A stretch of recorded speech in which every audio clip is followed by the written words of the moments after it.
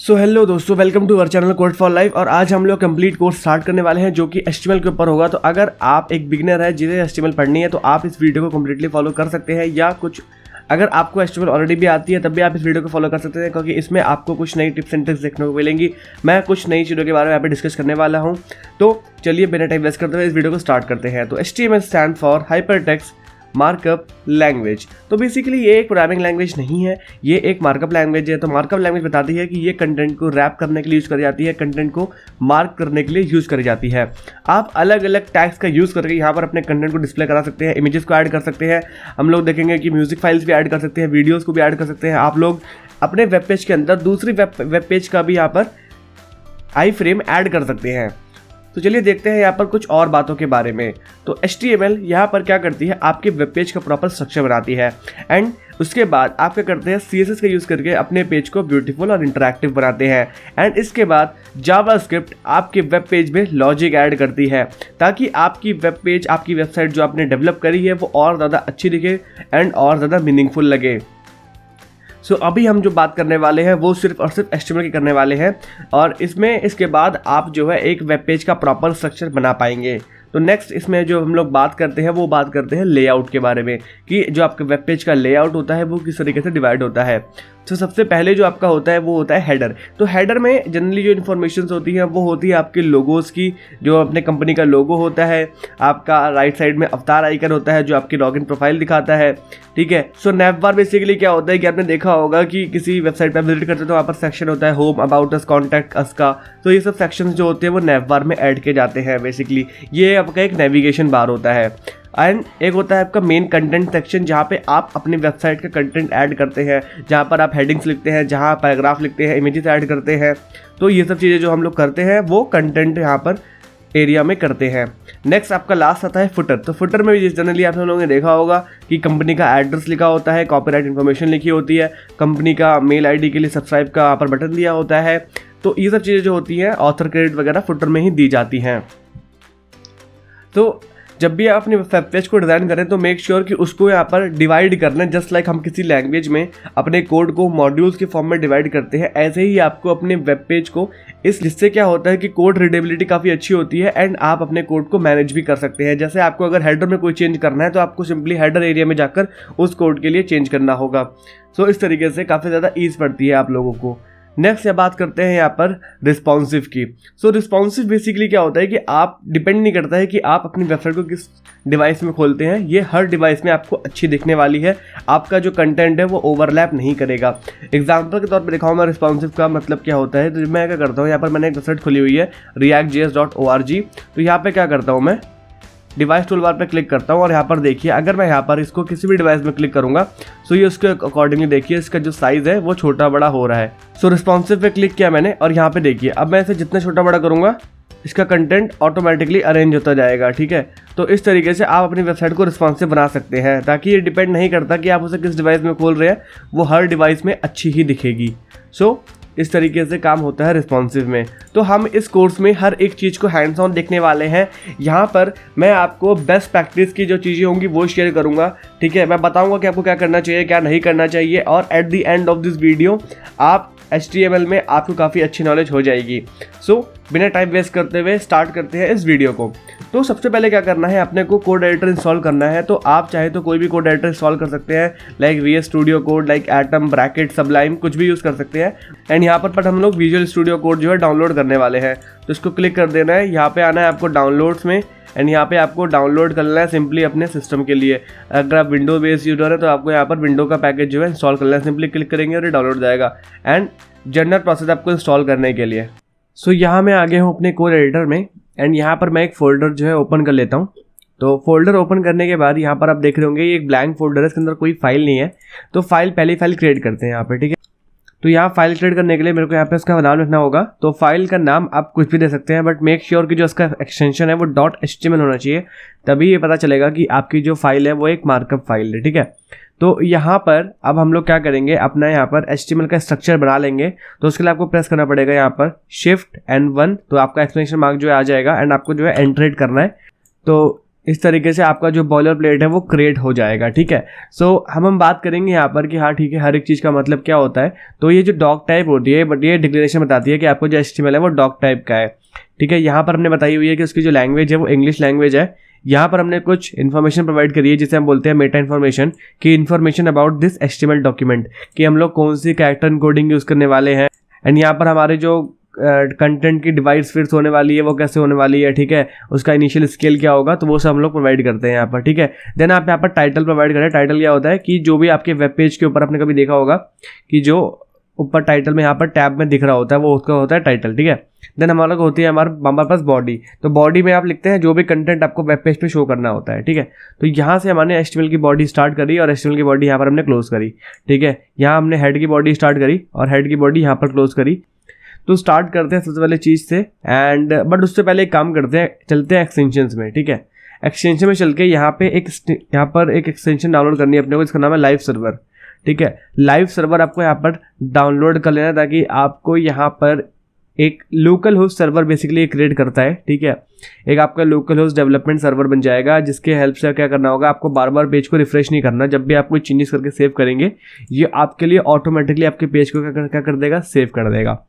तो यहाँ पे क्या करते हैं, अगर इसको इंस्टॉल करने के बाद आप यहाँ पर राइट क्लिक करेंगे, आपको ये ऑप्शन दिख रहा होगा ओपन विद लाइव सर्वर। तो यहाँ ओपन विद लाइव सर्वर पर क्लिक करते हैं, लाइव सर्वर खुल गया। तो सो बेसिकली मैं इसी की बात कर रहा था कि जो टाइटल है यहाँ पर, ये जो टाइटल यहाँ पर दिख रहा है यही टाइटल है जो मैंने यहाँ पे लिखा हुआ है, ठीक है। तो मैं इसे चेंज भी कर सकता हूँ। यहाँ पर अगर मैं लिख दूँ, इसको हटा देता हूँ यहाँ से और इसको ऐसे कर लेते हैं, ठीक है। अगर यहाँ पे चेंज कर देता हूँ तो यहाँ लिख देता हूँ मैं कोड फॉर लाइव, इसको सेव करा। देखिए मैं सेव करने के रिफ्रेश करने की जरूरत नहीं पड़ी, ऑटोमेटिकली पेज क्या रिफ्रेश हो गया और यहाँ पर टाइटल जो है चेंज हो गया।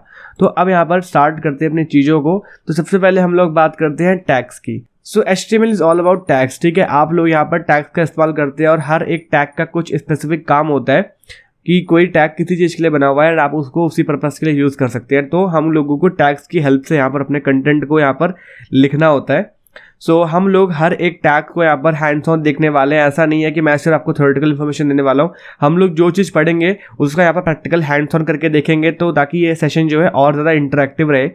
सो स्टार्ट करते हैं अपनी वीडियो को। तो यहाँ पर सबसे पहले हम लोग बात करते हैं हेडिंग टैग की, ठीक है। कि हेडिंग टैग क्या होता है, कि आपने कभी देखा होगा वेब पेज में, जैसे मैं अगर आपको एक वेबसाइट दिखाऊं, अगर हम लोग रिएक्ट की वेबसाइट पे चले और यहाँ पर हम लोग देखें तो यहाँ पर आप देख रहे होंगे ये यहाँ पर पैराग्राफ है, ठीक है। तो इसकी कोई हेडिंग है, ठीक है।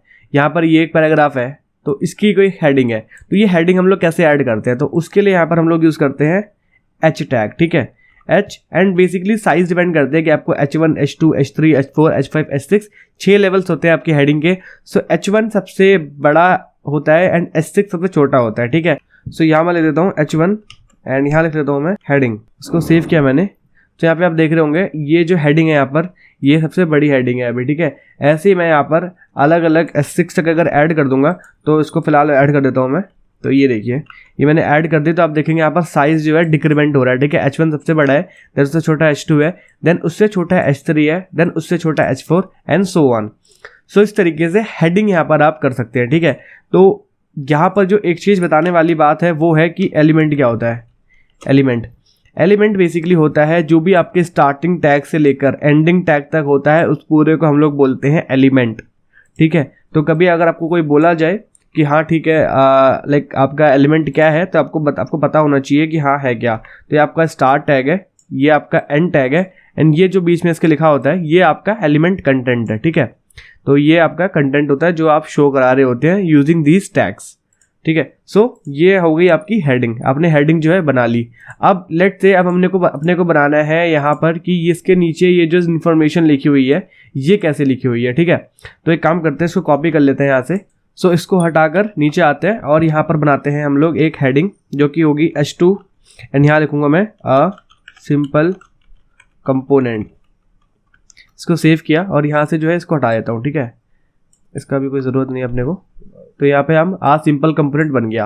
अब इसके नीचे हमें इसका डिस्क्रिप्शन ऐड करना है। तो डिस्क्रिप्शन कैसे करेंगे, तो यहाँ पे हमारा को ऐड करना होता है पैराग्राफ, ठीक है। आपको पता है हेडिंग के बाद पैराग्राफ स्टार्ट होता है, तो पैराग्राफ के लिए हमारा होता है P टैग, ठीक है। तो मेक श्योर कि जब भी आप कोई टैग स्टार्ट करें तो उसे क्लोज भी करें। हालांकि वो काम तो करेगा बट एक अच्छी प्रैक्टिस नहीं है और बहुत सारे केसेस में आपको एरर मिल सकती है। जैसे मैं इसको हटा दूं और सेव करूं तब भी आपको देखिए आउटपुट तो मिल रहा है यहाँ पे, ठीक है, बट ये अच्छी प्रैक्टिस नहीं है, ये आपको आगे चल के इश्यूज आ सकते हैं। तो यहाँ पर आपको हमेशा जो है यहाँ पर यूज़ करना चाहिए टैग्स का और उसको एंड भी करना चाहिए। तो यहाँ पे पैराग्राफ पे आता है और ये जो हमने डेटा यहाँ पे कॉपी किया था ये वाला, इसको यहाँ पर लाके पेस्ट कर देते हैं।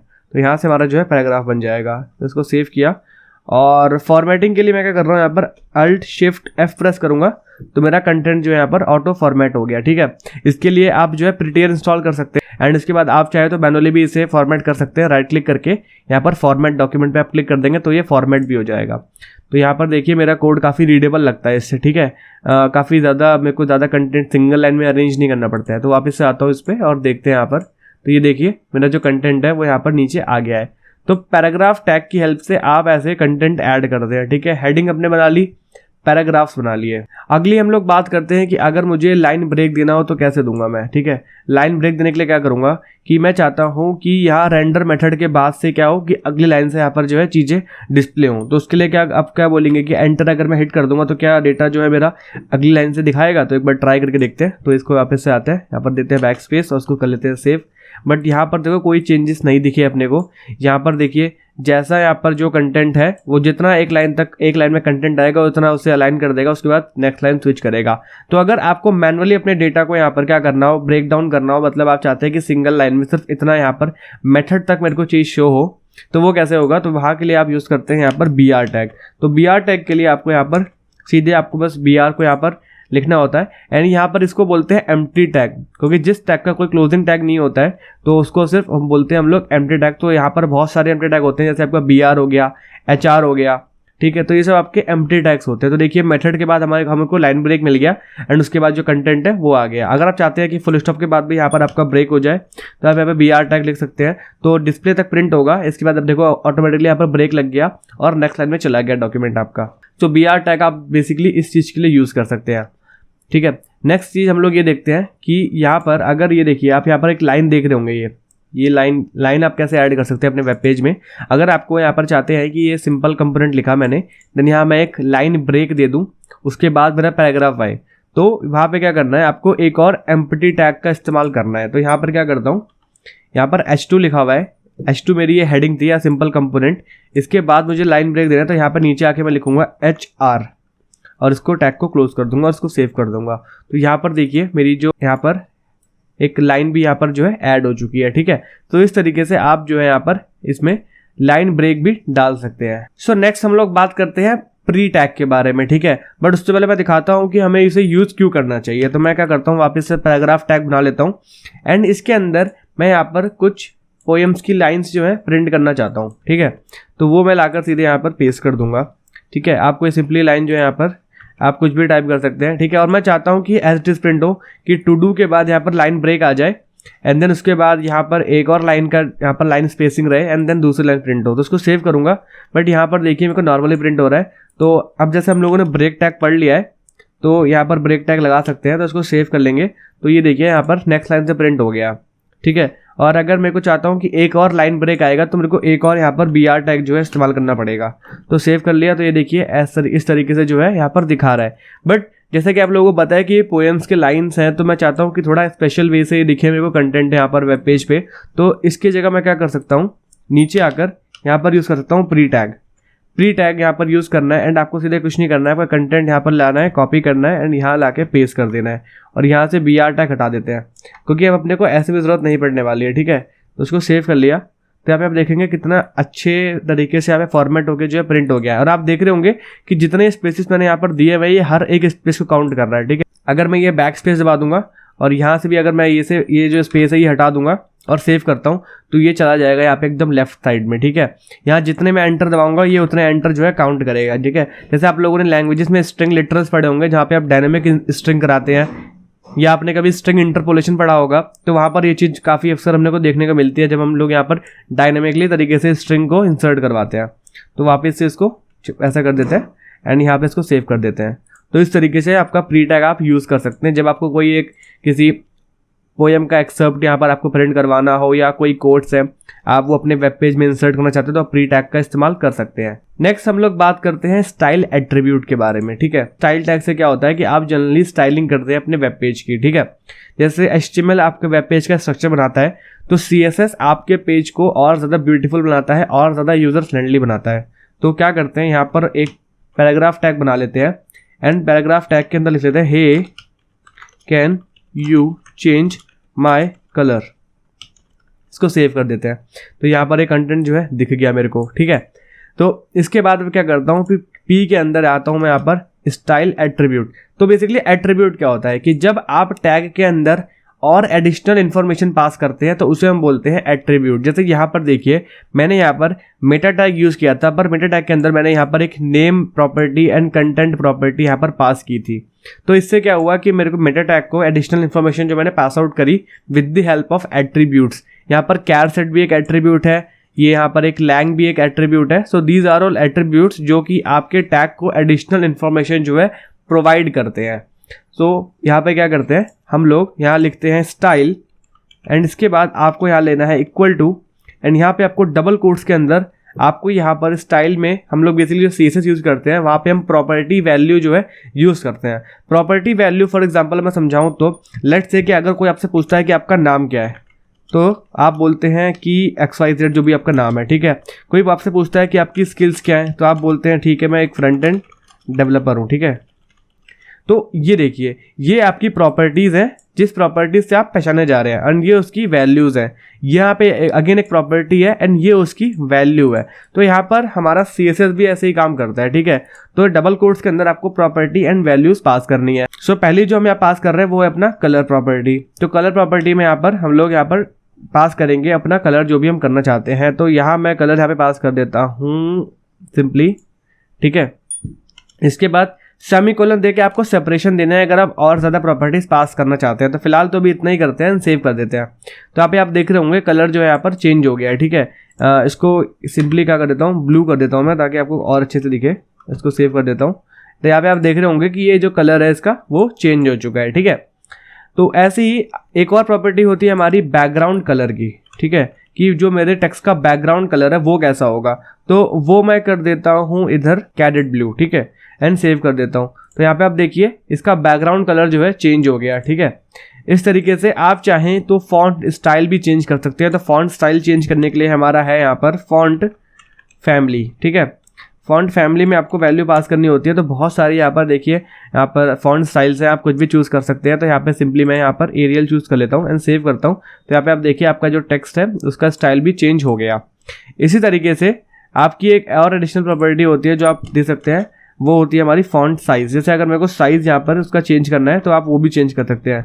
तो मैं वो कर देता हूँ जनरली अभी के लिए 300% एंड उसको सेव कर देता हूँ। तब आप देखिए काफ़ी ज़्यादा जो है बड़ा हो गया है। तो उसको और छोटा कर लेते हैं थोड़ा ताकि थोड़ा अच्छा लगे। तो इस तरीके से देखिए अब आपका जो यहाँ पर टेक्स्ट है ये बड़ा भी हो गया है एंड इसका साइज़ भी अच्छा दिख रहा है।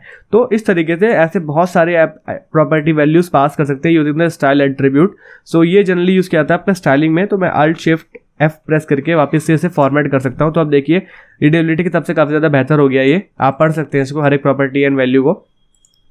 सो स्टाइल्स जब हम देखेंगे, जब CSS पढ़ेंगे, स्टाइलिंग देखेंगे, तो वहाँ पर हम ऐसी बहुत सारी प्रॉपर्टीज़ पढ़ने वाले हैं कि आप कैसे अपने वेब पेज को और ज़्यादा ब्यूटीफुल बना सकते हैं। फिलहाल अभी के लिए सिर्फ नॉलेज के लिए इतना ही देखते हैं एंड आगे अगर यूज़ पड़ेगा इसका इस वीडियो में सो हम स्टाइल को यूज़ भी करेंगे, ठीक है, कि डिफरेंट तरीके से आप स्टाइल्स को कैसे ऐड कर सकते हैं अपने वेब पेज में। तो नेक्स्ट हम लोग बात करते हैं कि कुछ टेक्स्ट फॉर्मेटिंग की, कि अगर आपको कुछ टेक्स्ट फॉर्मेटिंग करनी हो जो आपका कंटेंट है तो कैसे करेंगे। तो वापस से चलते हैं अपने रिएक्ट वाले कंपोनेंट में जो हमने ऐड किया था यहाँ पर। और मैं चाहता हूँ कि जो मेरा रिएक्ट कंपोनेंट है ये बेसिकली बोल्ड लगे, ठीक है। तो बोल्ड लगने के लिए क्या करूँगा, मैं यहाँ पर यूज़ करूँगा बी टैग का। बी टैग यहाँ पर स्टार्ट करना है, एंड करना है, एंड इसके बीच लाकर यहाँ पर इसको लाकर रख दूंगा। तो इसको पेस्ट कर दिया एंड यहाँ पर आप देखेंगे कि रिएक्ट कंपोनेंट यहाँ जो है मेरा बोल्ड हो गया है, ठीक है। तो आपका जो जनरली बी टैग होता है वो आपका बोल्ड के लिए ही होता है, ठीक है। सो ऐसे बहुत सारे टैग्स होते हैं जो आपके टेक्स्ट फॉर्मेटिंग के लिए इस्तेमाल किए जाते हैं। सो बेसिकली यहाँ पर ये कुछ टैग्स होते हैं जो आपके टेक्स्ट फॉर्मेटिंग के लिए यूज करे जाते हैं। तो यहाँ पर देखिए मैंने बी टैग यूज करा एंड बी टैग के अंदर यहाँ पे दिस टेक्स्ट इज बोल्ड यहाँ पर लिख दिया, तो दिस टेक्स्ट इज बोल्ड आ गया, ठीक है। स्ट्रॉन्ग में बेसिकली बोल्ड जैसा काम होता है, बट थोड़ी स्पेसिंग ज्यादा हो जाती है, हल्की हल्की एज कम्पेयर टू, आप हल्का हल्का देख भी सकते हैं। एंड यहाँ पर इटैलिक में क्या होता है कि आपका यहाँ पर इटैलिक स्टाइल आ जाता है आपके फॉन्ट में, ठीक है। एम्फेसाइज्ड भी ऐसा रहता है, ठीक है, बस मोर जनरलाइज वर्जन है आपका इटैलिक का। ऐसे ही अगर आपको टेक्स्ट को अपने मार्क करना है तो यहाँ पे देखिए ये इसका बैकग्राउंड कलर जो है चेंज हो गया है। ऐसे ही आपको स्मॉल करना तो आप स्मॉल टैग के अंदर उसे रैप कर सकते हैं। डिलीटेड के अंदर आपको एक यहाँ पर स्ट्राइक थ्रू मिलेगा अपने टेक्स्ट के ऊपर। इंसर्टेड के ऊपर आपको एक अंडरलाइन मिलेगी एंड यहाँ पर आप सुपर स्क्रिप्ट एंड सबस्क्रिप्ट भी कर सकते हैं। तो सब स्क्रिप्ट के लिए क्या करना है आपको, यहाँ पर जनरली यहाँ पर अपना वैल्यू लिखनी है। इसके बाद आपको जो वैल्यू यहाँ पर उसके सबस्क्रिप्ट में पास करनी है वो आप यहाँ पर सब टैग लगा के यहाँ पर उसके बीच में उसका कंटेंट जो डाल सकते हैं। ऐसे ही यहाँ पर हम सुपर स्क्रिप्ट में भी वैल्यूज को पास कर सकते हैं। तो इस तरीके से हम अलग अलग टेक्स्ट स्टाइल्स यहाँ पर टेक्स्ट फॉर्मेटिंग कर सकते हैं उस तरीके की, ठीक है। सो नेक्स्ट हम लोग बात करते हैं यहाँ पर ब्लॉक कोड के बारे में, ठीक है। आप लोगों ने कई बार देखा होगा यहाँ पर कि हम लोग क्या करते हैं कि कभी कोई चीज़ ऐसे हमने यहाँ पर एक कंपोनेंट लिखा, यहाँ पर हेडिंग बनाई, तो यहाँ पर इसका पैराग्राफ बनाया, ठीक है। तो इसको और अच्छी तरीके से हम लोग कैसे डिस्प्ले कर सकते हैं, तो यहाँ पर हम लोग यूज़ करते हैं ब्लॉक कोड। तो यहाँ मैं क्या करता हूँ, वापस से चलता हूँ इस वेबसाइट पे एंड यहाँ पर अगला वाला कंपोनेंट जो मेरा स्टेटफुल कंपोनेंट है, इसका डेटा जो है यहाँ से कॉपी कर लेता हूँ, ठीक है।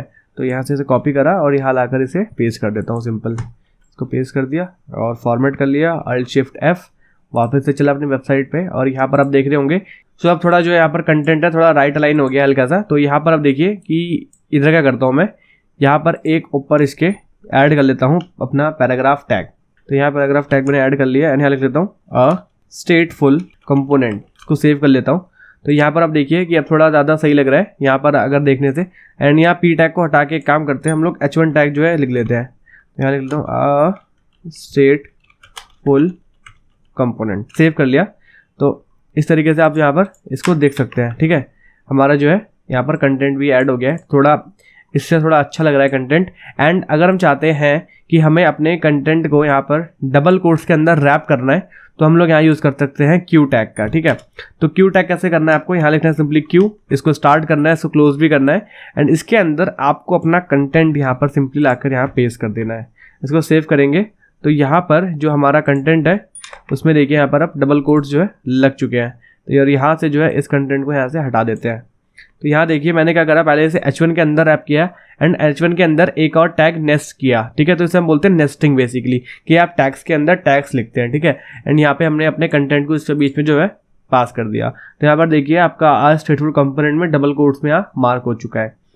सो इस तरीके से आप जनरली यहाँ पर ब्लॉक कोट भी ऐड कर सकते हैं, ठीक है। कुछ कोटेशंस हैं, कुछ स्लोगन्स हैं, तो आप इस तरीके से उसे लिख सकते हैं, ठीक है। या आपने देखा होगा वेबसाइट्स पे, आपके पोर्टफोलियोज पे अगर कोई आपको रिकमेंडेशन देता है तो वो आप as a block code tag के अंदर उसे रेंडर करवा सकते हैं बेसिकली। सो नेक्स्ट हम लोग बात करते हैं एब्रीविएशंस की। जैसे आपने कभी देखा होगा कि अगर आप किसी शॉर्ट फॉर्म के ऊपर होवर करते हैं तो आपको उसकी फुल फॉर्म शो करती हैं, ठीक है।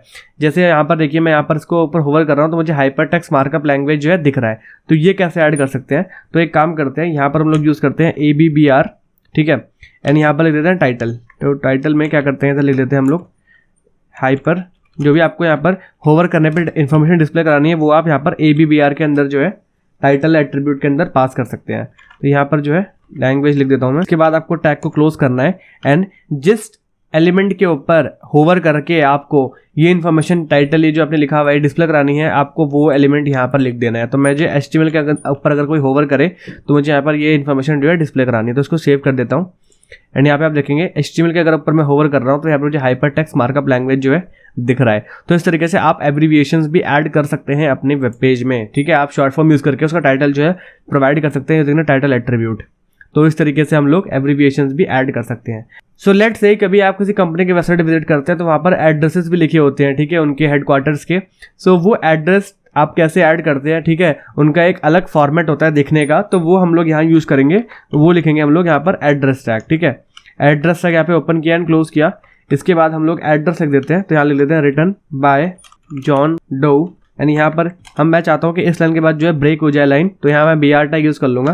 तो यहाँ ले देता हूँ विजिट अस एट, यहाँ पर अगेन एक BR टैग, और यहाँ ले देता हूँ मैं example.com, ठीक है। एंड यहाँ पर वापस से एक BR टैग, यहाँ पर ले देता हूँ मुंबई, एंड यहाँ पर इंडिया, ठीक है। एंड यहाँ पर इसको अगेन ब्रेक कर देता हूँ, इसको सेव कर लिया। और यहाँ पर आप देख रहे होंगे कि यहाँ पर मेरे को एड्रेस दिख रहा है, ठीक है, जो कि इस फॉर्म में ही दिखता है। जब भी आपको अपनी कोई कॉन्टैक्ट इन्फॉर्मेशन जो है प्रोवाइड करते हैं तो वो आप ऐसे एड्रेस टैग के अंदर प्रोवाइड करेंगे, तो ये एक स्पेशल फॉर्मेट होकर दिखेगा यहाँ पर, ठीक है। तो इस तरीके से आप एड्रेसेस भी ऐड करा जा सकता है। नेक्स्ट बात करते हैं हम लोग कमेंट्स के बारे में, ठीक है, क्योंकि हमें अब क्या हो गया, बहुत सारा यहाँ पर हमने डेटा जो है ऐड कर लिया है एंड यहाँ पर हमें बार बार स्क्रॉल करना पड़ रहा है। तो कमेंट करने के लिए क्या होता है, बेसिकली कमेंट होती क्या है पहले वो डिस्कस करते हैं।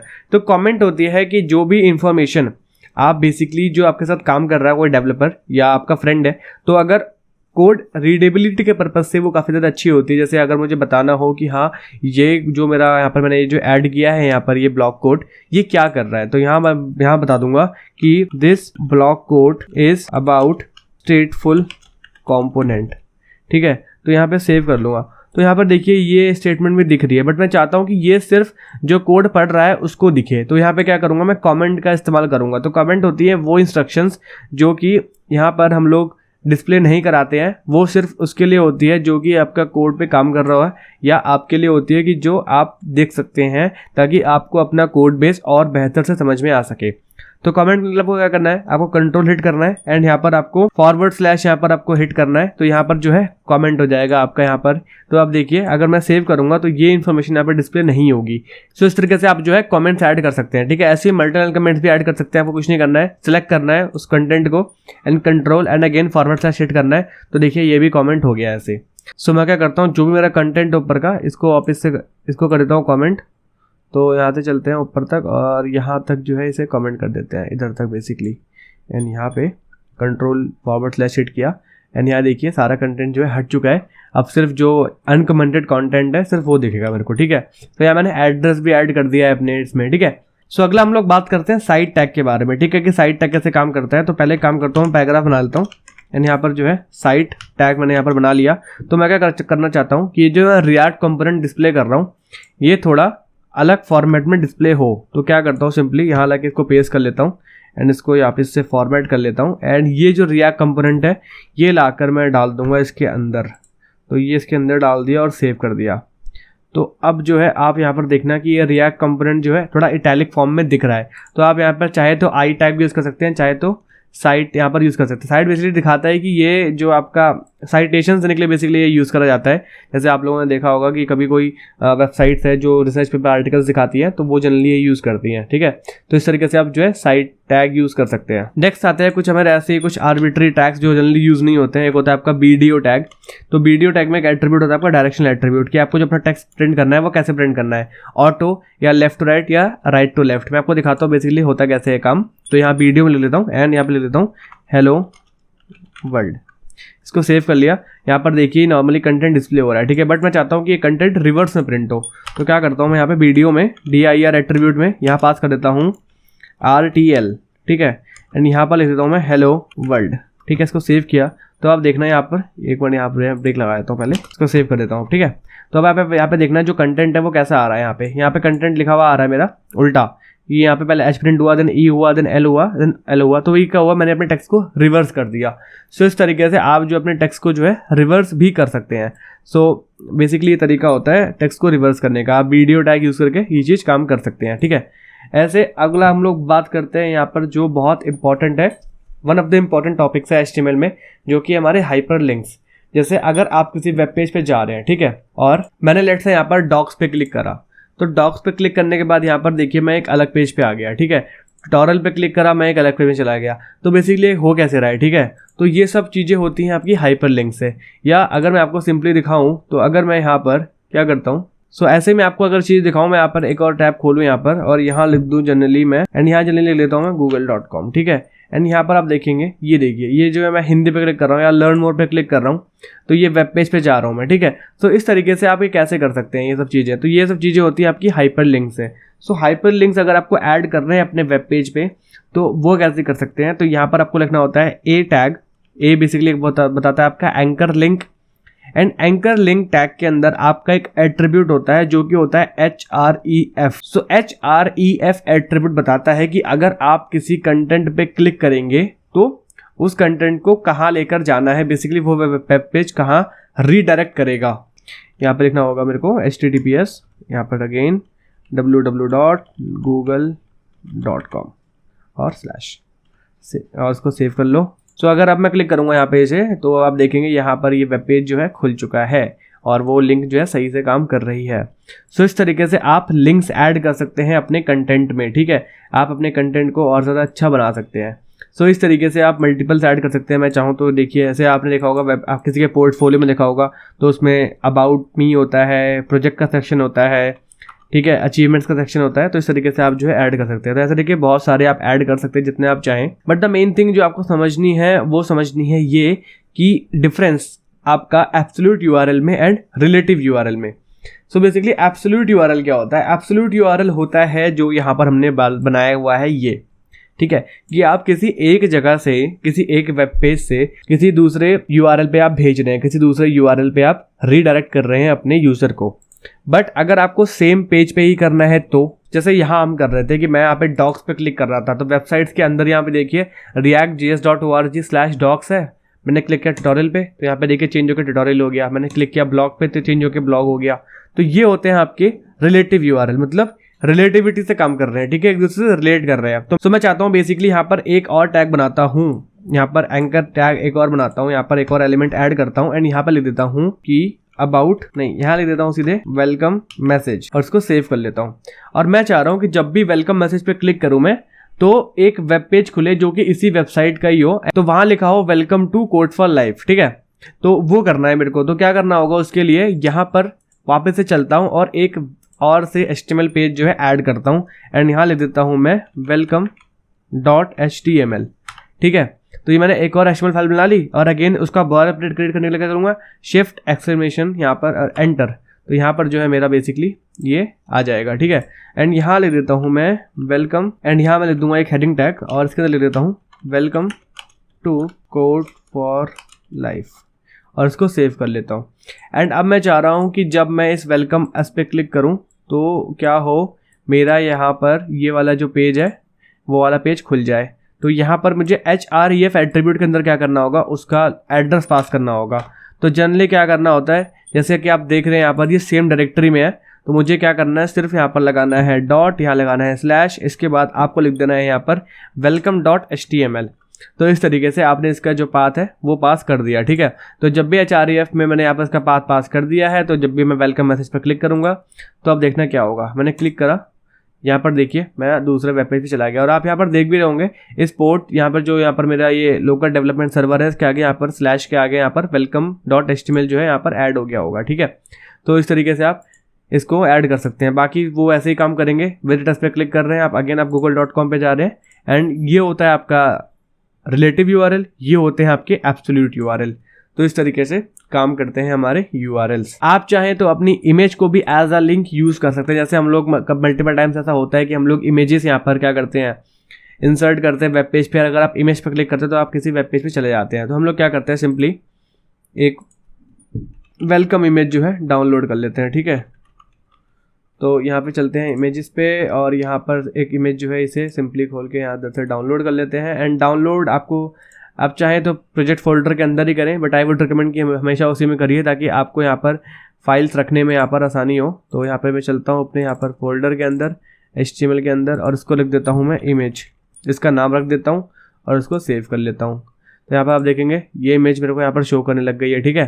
क्योंकि आई वुड जब भी आप कोई प्रोजेक्ट बना रहे होते हैं तो मेक श्योर कि आप सारा उसका कंटेंट जो है एक ही फोल्डर के अंदर रखें ताकि आपको ईज रहे उसे मैनेज करने में, उसे कंबाइन रखने में, ठीक है।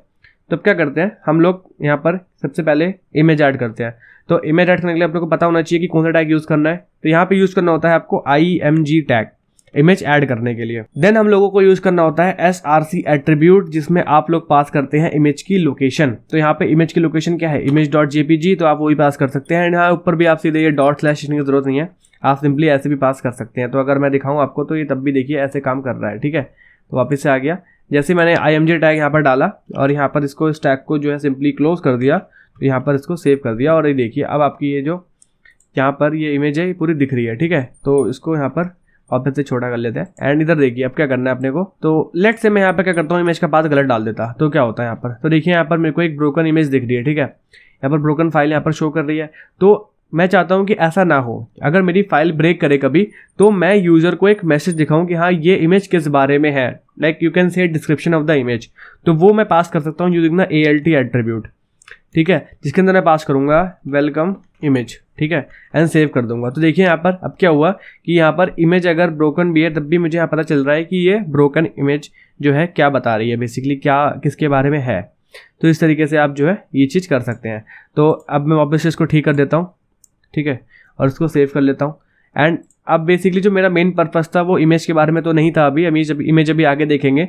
फिलहाल मुझे ये था कि अगर मैं इमेज के ऊपर क्लिक करूं तो मुझे यहाँ पर क्या हो कि मैं किसी वेब पेज पे चले जाऊं। तो मैं क्या करता हूँ, सीधे welcome.html में जाना चाहता हूँ। तो क्या करता हूँ, इसको करना होगा मेरे को रैप किसके अंदर, एंकर टैग के अंदर, ठीक है। तो यहाँ पर A टैग बना लेता हूँ एंड A टैग के अंदर href एट्रीब्यूट में सिंपली पास कर देता हूँ welcome.html का यहाँ पर रेफरेंस एंड यहाँ पर इसको टैग को क्लोज कर देता हूँ और यहाँ पर लाकर इसके अंदर इमेज टैग को नेस्ट कर देता हूँ, ठीक है। और इसको Alt+Shift+F यहाँ पर हिट करा, यहाँ पर ये मेरा पेज फॉर्मेट हो गया। तो अब आप देखेंगे इमेज यहाँ पर देखिए ये क्लिकेबल है, ठीक है। अब मैं इस पर क्लिक कर सकता हूँ और जैसे मैं क्लिक करके यहाँ पर इसको नए टैब में ओपन करूँगा तो आप देखेंगे यहाँ पर मेरा जो welcome.html वाला पेज है वो रेंडर हो गया, ठीक है। इस तरीके से आप चाहें तो यहाँ पर मैंने अभी रिलेटिव URL दिया है, आप चाहें तो एब्सोल्यूट URL भी दे सकते हैं। जैसे मैं यहाँ पर उठाऊँ और इसको URL ला के यहाँ पे पेस्ट कर दूँ और इसको यहाँ पर सीधे चला कर देखूँ अब, ठीक है। तो अब देखिए अगर मैं इसको नए टैब में खोलता हूँ तो यहाँ पर खुलने वाला है google.com। यहाँ देखिए google.com जो है खुल गया। तो इस तरीके से भी काम कर सकते हैं आप, ठीक है। तो ये होता है आपका इमेज ऐड करना और उसको image as a link use करना, ठीक है। हम लोग बटन को भी एज अ लिंक यूज कर सकते हैं, बट उसमें कुछ इवेंट हैंडलर्स आते हैं जो आप लोगों ने अभी नहीं पढ़े हैं, तो उसको मैं आगे कवर करूंगा जब हम लोग बात करेंगे जावास्क्रिप्ट में कि जावास्क्रिप्ट में इवेंट हैंडलर कैसे काम करता है। तो आप बटन को एज एन इवेंट कैसे यूज कर सकते हैं एंड वहां पर आप पेज को रीडायरेक्ट कैसे करवा सकते हैं, तो हम लोग तब बात करेंगे, ठीक है। फिलहाल आप लोग अगला बात करते हैं इमेजेस के बारे में।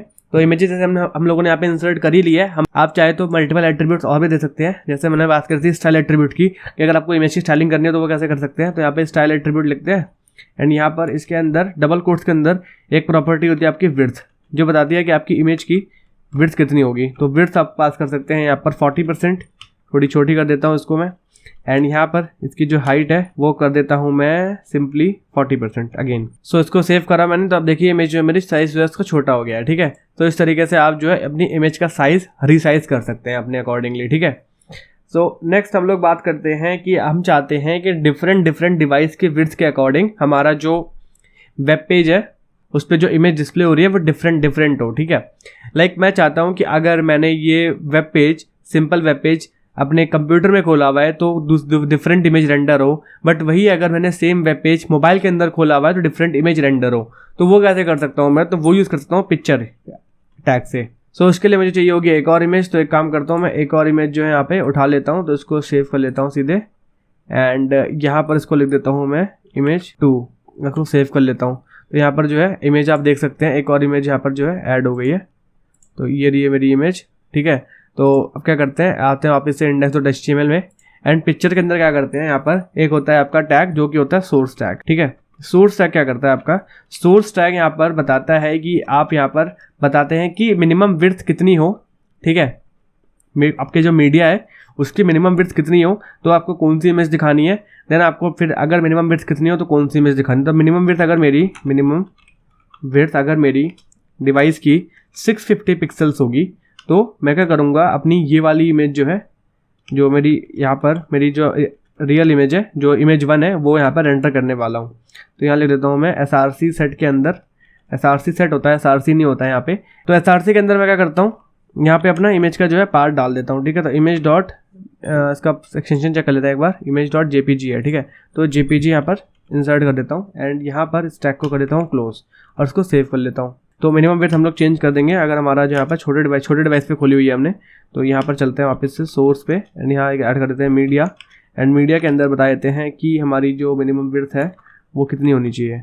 तो मिनिमम विड्थ अगर इतनी है अपनी 450 पिक्सल है, तो इधर क्या करते हैं, src सेट में अपन लोग पास कर देते हैं दूसरी इमेज का पाथ, तो जो कि है image2.jpg, एंड उसका एक्सटेंशन भी कंफर्म कर लेते हैं एक बार, जो कि है .jpg।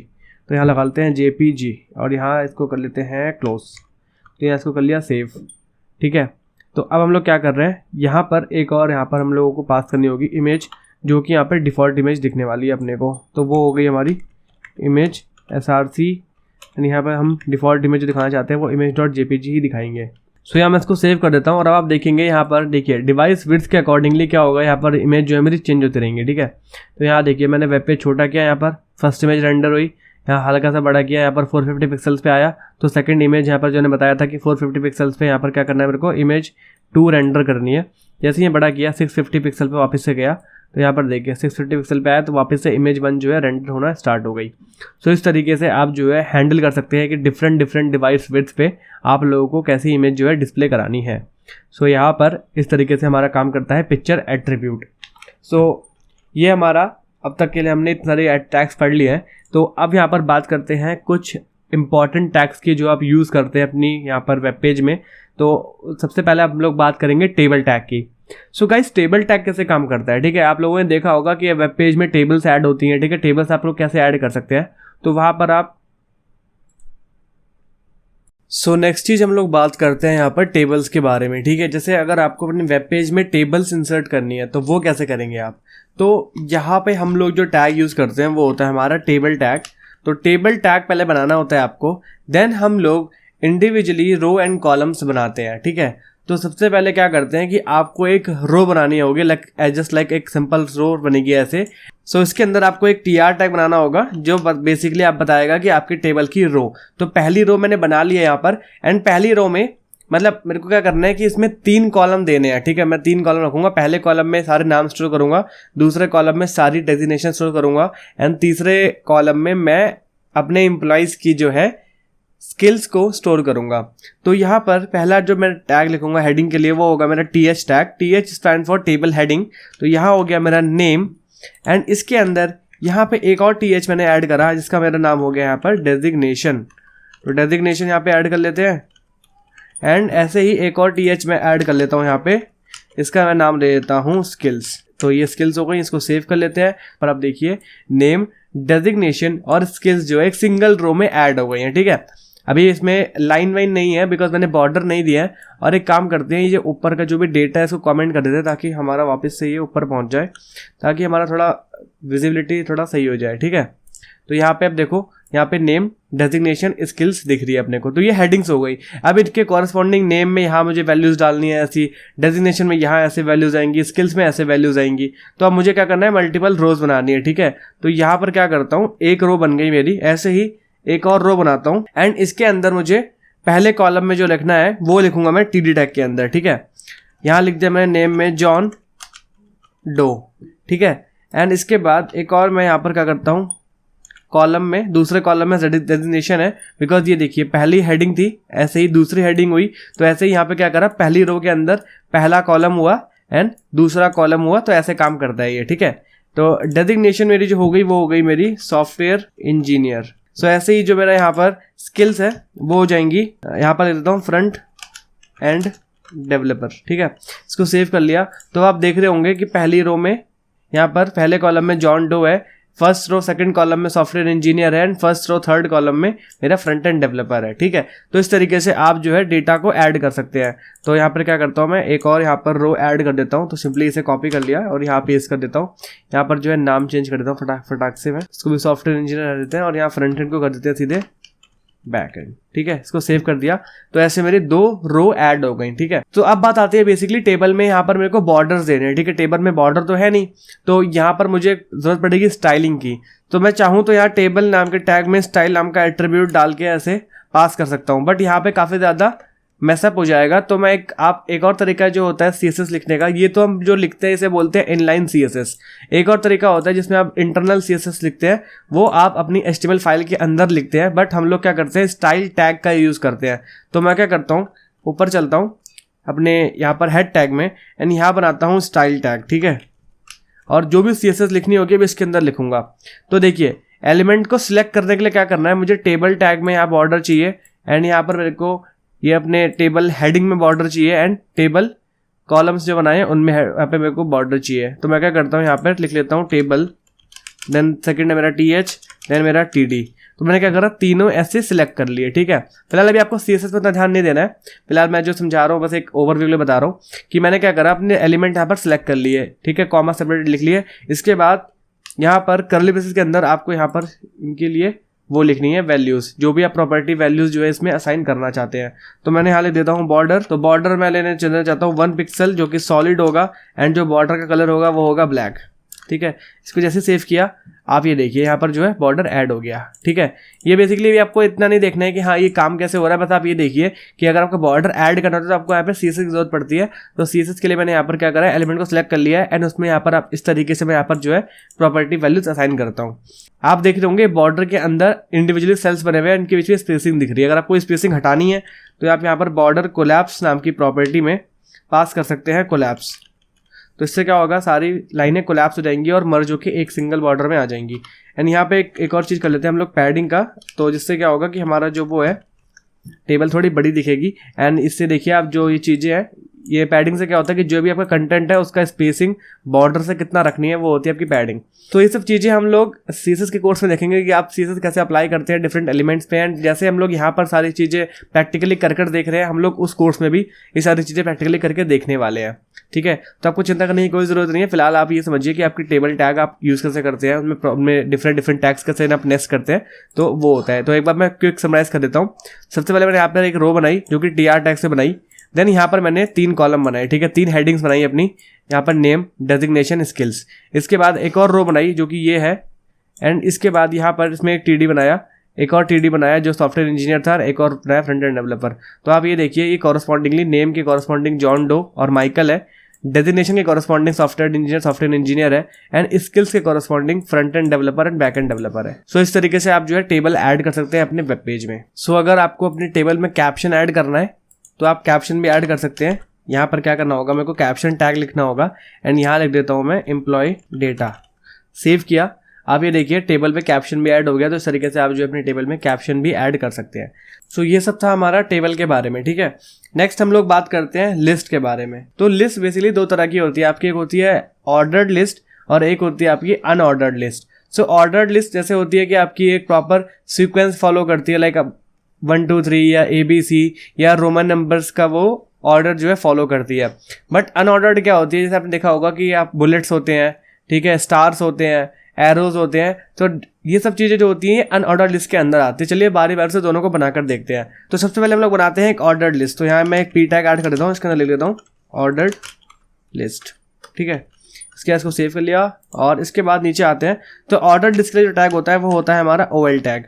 So O stands for ordered, L stands for list. So ordered list के अंदर आपको क्या करना होता है, यहाँ पर अपने को सबसे पहला आइटम अगर ऐड करना है तो वो हम ऐड करेंगे LI टैग की हेल्प से। ठीक है, LI stands for list item। ठीक है, तो LI के अंदर लेट्स से यहाँ पर ऑर्डर्ड लिस्ट के बाद मैं यहाँ पर लिख देता हूँ, मैं एक लिस्ट बना रहा हूँ फ्रूट्स की। ठीक है, सो फ्रूट्स की लिस्ट बना रहा हूँ। तो यहाँ पे देखिए ऑटोमेटिकली जैसे मैंने OL यहाँ पर डाला हुआ है, अभी कुछ डेटा भी इंसर्ट नहीं करा। सो बाय डिफॉल्ट जो इसका ऑर्डर होता है वो न्यूमेरिक होता है। तो ये न्यूमेरिकल ऑर्डर में यहाँ पर लिस्ट ऐड होती रहेगी। तो पहले मैं लिख देता हूँ यहाँ पर एप्पल, इसको सेव किया, एप्पल ऐड हो गया। ऐसे ही एक और LI अगर मैं ऐड करूँ और यहाँ लिख दूँ मैं बनाना, इसको सेव करूं, दूसरे आइटम यहाँ पर ऐड हो गया। ऐसे ही मैं यहाँ पर ऐड करता हूँ एक और LI, यहाँ ले देता हूँ मैं पेयर, इसको सेव करा। तो यहाँ पर आप देखिए कि ये 3 आइटम्स जो है ऐड हो गए इस लिस्ट में। ठीक है, सो इस तरीके से आप लिस्ट ऐड कर सकते हैं। तो मैं चाहता हूँ कि ये 1 2 3 ना होकर यहाँ पर ABC आए। तो यहाँ पे मेरे को OL के अंदर जाना है, यहाँ टाइप में मुझे जो देना है वो या तो आप कैपिटल ABC दे सकते हैं या स्मॉल ABC। जैसे आप देख रहे होंगे टाइप के अंदर बहुत सारी वैल्यूज आप पास कर सकते हैं। कैपिटल A से देंगे तो ये capital A, capital B, capital C करके आएगा। अगर आप स्मॉल A देंगे तो ये small A, small B, small C करके आएगा। अगर आप रोमन नंबर देंगे तो ये कैपिटल रोमन नंबर में आएगा, अदरवाइज स्मॉल में आएगा। तो हम लोग यहाँ पर पहले A को देखते हैं, सेव करते हैं। तो ये देखिए ABC आ रहा है। ऐसे मैं इसे हटा के स्मॉल A कर दूँ और सेव करूँ तो ये देखिए स्मॉल ABC आ रहा है। ऐसे ही अगर यहाँ पे मैं रोमन नंबर डालता हूँ तो ये देखिए कैपिटल रोमन नंबर आ रहे हैं। और ऐसे ही अगर मैं यहाँ पर स्मॉल डालूंगा तो ये स्मॉल नंबर आएंगे। सो इस तरीके से आप जो है इसमें ये वैल्यू दे सकते हैं। अगर आप चाहते हैं कोई सर्टेन नंबर से यहाँ पर इसकी वैल्यू स्टार्ट हो, लाइक 1 से ना होकर यहाँ लेट से मैं चाहता हूँ 11 से स्टार्ट हो, तो यहाँ पे स्टार्ट एट्रीब्यूट में आपको यहाँ पर पास कर देना है वो वैल्यू। तो मैं चाहता हूँ कि ये 11 से स्टार्ट हो। सो आप देखेंगे यहाँ पे स्टार्ट में मेरे पास कर दिया 11, तो यहाँ पे 11 से मेरी लिस्ट जो है स्टार्ट हो रही है। सो इस तरीके से आप यहाँ पर li ऐड कर सकते हैं अपने HTML डॉक्यूमेंट में। सो बेसिकली मैं चाहता हूँ कि एप्पल के अंदर मेरे को और एक और लिस्ट ऐड करनी है, तो मुझे बोलते हैं नेस्टिंग ऑफ लिस्ट। तो यहाँ पर मैं जाऊँगा और यहाँ पर मैं चला जाता हूँ एक और OL बनाकर, एंड इसके अंदर एक और li बना लूँगा मैं, एंड यहाँ पर लिख दूंगा मैं पहला अपना ग्रीन एप्पल। ऐसे ही एक और आता हूँ और यहाँ लिख देता हूँ li रेड एप्पल।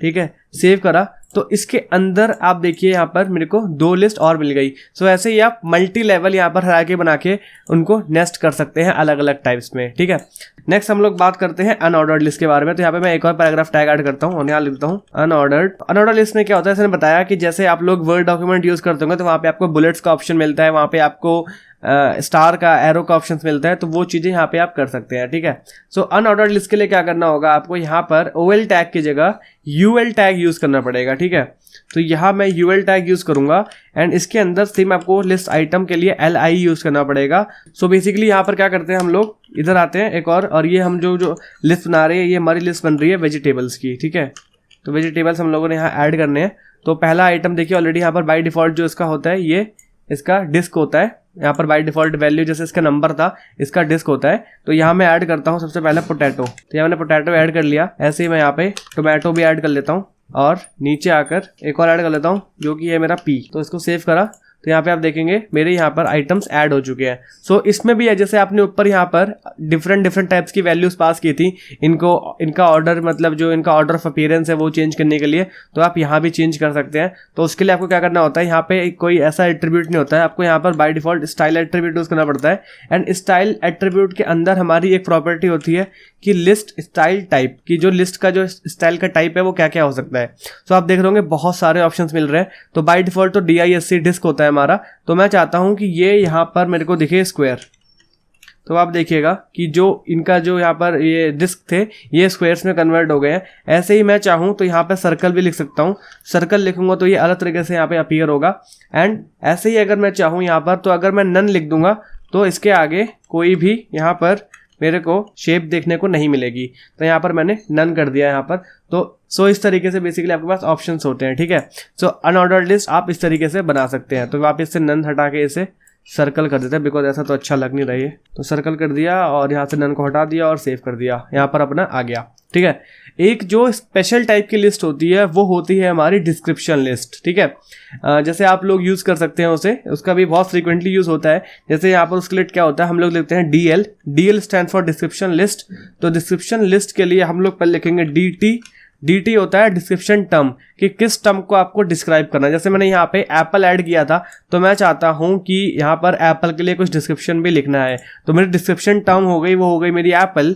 तो एंड इसके बाद जो इसकी मेरे को डिस्क्रिप्शन देना है वो DD टैग से दूंगा। एंड यहाँ लिख दूंगा कि an apple uh day keeps doctor away. इसको सेव कर लिया। तो आप देख रहे होंगे कि यहाँ पर मेरी डिस्क्रिप्शन टर्म है एंड यहाँ पर जो है मेरी डिस्क्रिप्शन आ गया है। ठीक है, नेक्स्ट हम लोग बात करते हैं यहाँ पर बहुत ही इंपॉर्टेंट कॉन्सेप्ट की, जो कि HTML में होता है।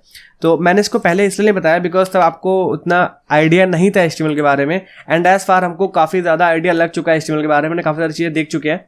तो अभी बात करते हैं हम लोग block level element and inline level element की। ठीक है, so as the name suggest कि ब्लॉक मतलब क्या होता है कि एक पीस ऑफ ब्लॉक जो पूरी एक जगह ले लेगा, एंड इनलाइन क्या होता है कि सेम लाइन में। सो इस तरीके से आप इसको याद कर सकते हैं। तो ब्लॉक लेवल एलिमेंट में क्या होता है, जैसे मैं करके दिखाता हूं आपको, कि मैंने यहाँ P टैग ऐड किया एंड यहाँ लिखा hey I am a block level element. ठीक है, इसको सेव कर दिया।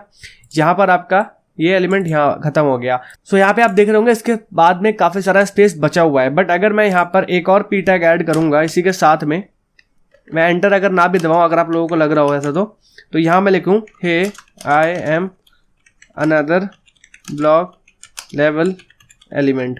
इसको सेव करा। तो आप देख रहे होंगे ये तब भी नेक्स्ट लाइन से ही आया, जबकि मेरे पास स्पेस बचा था तब भी।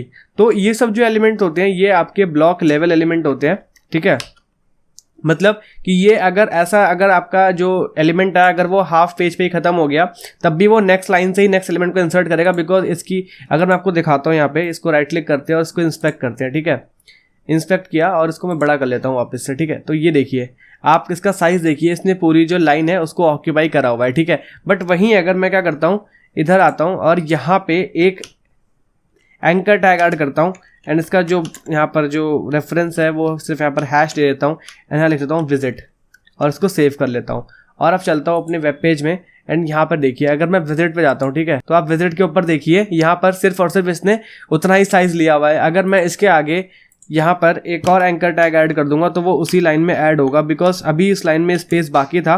तो ये यहाँ पर लिख देता हूँ अनदर विजिट, ठीक है, और इसको सेव कर लेता हूँ। एंड यहाँ पर देखिएगा आप कि अगर मैं इसको बड़ा करके दिखाता हूँ आपको, और ये देखिए इसके आगे ही ये ऐड हो गया, बिकॉज यहाँ पर मेरे पास बहुत स्पेस है। तो जब तक यहाँ पर स्पेस है यहाँ पर चीज़ें ऐड होती रहेंगी, अगर ये मेरा इनलाइन लेवल एलिमेंट है तो।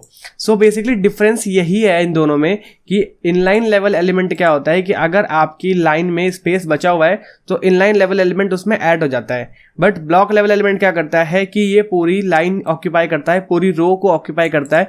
आपके पास अगर स्पेस बचा भी हुआ है तब भी आपका कंटेंट जो है वो नेक्स्ट लाइन में ही जाएगा, ठीक है, जैसे मैंने यहाँ पर आपको दिखाया था। और यहाँ पर देखिए विजिट के बाद यहाँ पर स्पेस था तो अनदर विजिट यहाँ पर ऐड हो गया। अगर मैं यहाँ पर देखिए ऐसे मल्टीपल टाइम्स इसको ऐड कर दूंगा और सेव करता हूँ तो आप देखिए ये तब तक यहाँ पर इस लाइन में यहाँ पर एलिमेंट इंसर्ट करता है जब तक ये रो फुल नहीं हो गई। बट वहीं अगर मैं ऐसे ही 2 पैराग्राफ यहाँ पे इंसर्ट कर दूं, जैसे पहला यहाँ पर इंसर्ट किया और दूसरा यहाँ इंसर्ट कर देता हूँ, तीसरा यहाँ कर देता हूँ, तो हर एक पैराग्राफ जो है न्यू लाइन से जो है यहाँ पर मेरे को इंसर्ट होगा मेरे डॉक्यूमेंट में। So that is all about the block level element and the inline level element, ठीक है। नेक्स्ट हम लोग बात करते हैं HTML में क्लासेस के बारे में, ठीक है। ये वो क्लास नहीं है जो आप जनरल प्रोग्रामिंग लैंग्वेज में पढ़ते हैं। हम लोग HTML में क्लासेस एंड आईडीज ऐड करते हैं ताकि हम उन एलिमेंट को सिलेक्ट कर सकें। जैसे मैंने यहाँ पर कुछ स्टाइलिंग करी थी, तो यहाँ पर क्या था कि जैसे यहाँ पर मैं क्या करता हूँ, एक डिव ऐड करता हूँ, ठीक है। डिव टैग भी आपका एक ब्लॉक लेवल एलिमेंट है एंड ये आपकी चीज़ों को रैप करने के लिए यूज़ करा जाता है, ठीक है। डिव में एक पैराग्राफ ऐड कर देता हूँ, यहाँ पर P लिख देता हूँ और लिख देता हूँ हे आई एम आ पैराग्राफ, ठीक है। तो यहाँ जो है मेरा पैराग्राफ ऐड हो गया।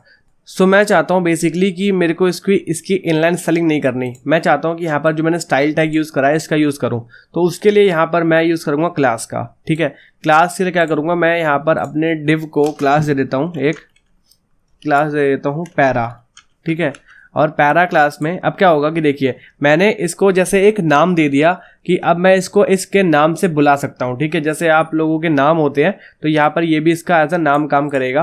तो मैं चाहता हूँ कि इस पैरा का जो कलर है, मतलब ये पैरा जो क्लास मैंने दी हुई है, तो मैं जिसको पैरा क्लास दूँ उस सब में एक प्रॉपर्टी, उनकी डिफ़ॉल्ट प्रॉपर्टीज़ यहाँ पर डिफाइन कर दूँ कि उनमें ये स्टाइलिंग लगेगी, ठीक है। मुझे हर एक एलिमेंट के लिए इंडिविजुअली यहाँ पर स्टाइलिंग नहीं करनी, ठीक है। तो क्या करता हूँ, यहाँ पे हे आई में पैराग्राफ था तो इसको मुझे करना है रेड कलर का, तो मैं या तो इसको सीधे एलिमेंट के थ्रू एक्सेस करूँ, बट ऐसे तो देखिए आपके यहाँ पर HTML डॉक्यूमेंट में बहुत सारे P टैग होंगे तो ये तो बहुत सब पे अप्लाई हो जाएगा, बट मुझे तो किसी स्पेसिफिक पैराग्राफ पे अप्लाई करना है। तो उसके लिए यहाँ पर यूज़ आता है क्लास का। आप ID भी यूज़ कर सकते हैं, बट फिलहाल अभी क्लास का देखते हैं, ID आगे देखेंगे, ठीक है। तो क्लास यहाँ पर जो है मैंने पैरा दे दी, तो अब मैं इस क्लास की हेल्प से इसको एक्सेस करूँगा। तो क्लास की हेल्प से अगर आपको एक्सेस करना है तो आपको लिखना होता है डॉट अपने स्टाइल टैग के अंदर एंड उसके बाद क्लास का नाम। तो क्लास का नाम है पैरा एंड यहाँ मैं इसको प्रॉपर्टी कुछ दे देता हूँ, ठीक है। तो ये कलर दे दी मैंने इसको रेड, इसके बाद इसका बैकग्राउंड कलर दे देता हूँ मैं ब्लू, ठीक है। तो आप देखिए यहाँ पर रेड और ब्लू यहाँ पर जो है अप्लाई हो गया, ठीक है। तो अब ये ऐसा नहीं है कि मैं सिर्फ ये पैरा क्लास सिर्फ इसी को दे सकता हूँ, ठीक है। आप ये क्लास किसी को भी दे सकते हैं। जैसे अगर मैं आपको दिखाऊं, मैंने यहाँ पर एक P एलिमेंट छोड़ता हूँ, P एलिमेंट में ऑलरेडी लगाया हुआ है एग्जाम्पल के थ्रू। मैंने यहाँ पे एक हेडिंग दी हुई थी, ठीक है। तो इस हेडिंग को मैं क्या करता हूँ, इसको यहाँ से कॉपी कर लेता हूँ और नीचे ले आता हूँ और इसके बाद लगा देता हूँ, ठीक है। और यहाँ पे इसके H1 में भी इसी को पैरा क्लास दे देता हूँ। तो यहाँ दे दी मैंने पैरा क्लास और इसको सेव कर दिया। तो यहाँ पर देखिए मेरी जो हेडिंग है, ये हेडिंग भी मेरी इसी ये जो स्टाइलिंग जो है पैरा क्लास में लिखी हुई है वो उस पर अप्लाई हो गई। तो आप एक बार क्लास बना के, ऐसे मल्टीपल क्लास बना के आप अलग अलग एलिमेंट को अपने अकॉर्डिंगली आप सेट कर सकते हैं, ठीक है। और आप एक एलिमेंट को एक से ज़्यादा क्लास भी दे सकते हैं। जैसे मैंने क्या करा कि इसी पैराग्राफ को मैं कॉपी कर लेता हूँ सीधे एंड इसके बाद इस पैराग्राफ को कॉपी करने के बाद नीचे आता हूँ, उसको पेस्ट कर देता हूँ। तो मैं चाहता हूँ कि देखिए मैंने यहाँ पर पैरा क्लास को तो ये वाला स्टाइलिंग दी हुई है यहाँ पर कि कलर उसका रेड रहेगा, बैकग्राउंड उसका ब्लू रहेगा, बट मैं इस वाले पैराग्राफ को एक और स्टाइल देना चाहता हूँ जो मैं इसे नहीं देना चाहता। तो उसके लिए मैं एक और क्लास ऐड कर सकता हूँ, न्यू पैरा दे देता हूँ इसको। तो इस तरीके से आप इसको एक और यहाँ पर स्टाइल दे सकते हैं, ठीक है। तो अब मेरे को क्या करना है, न्यू पैरा के लिए ऊपर चल के यहाँ पर उसके लिए स्टाइल लिखना है। तो यहाँ लिख लेता हूँ न्यू पैरा, एंड इसके पहले मुझे लगाना होगा डॉट, एंड यहाँ पर सिर्फ मुझे क्या करना होगा, उसका फॉन्ट साइज बढ़ा लेता हूँ सीधे सीधे। तो फॉन्ट साइज का कर देता हूँ मैं 200%।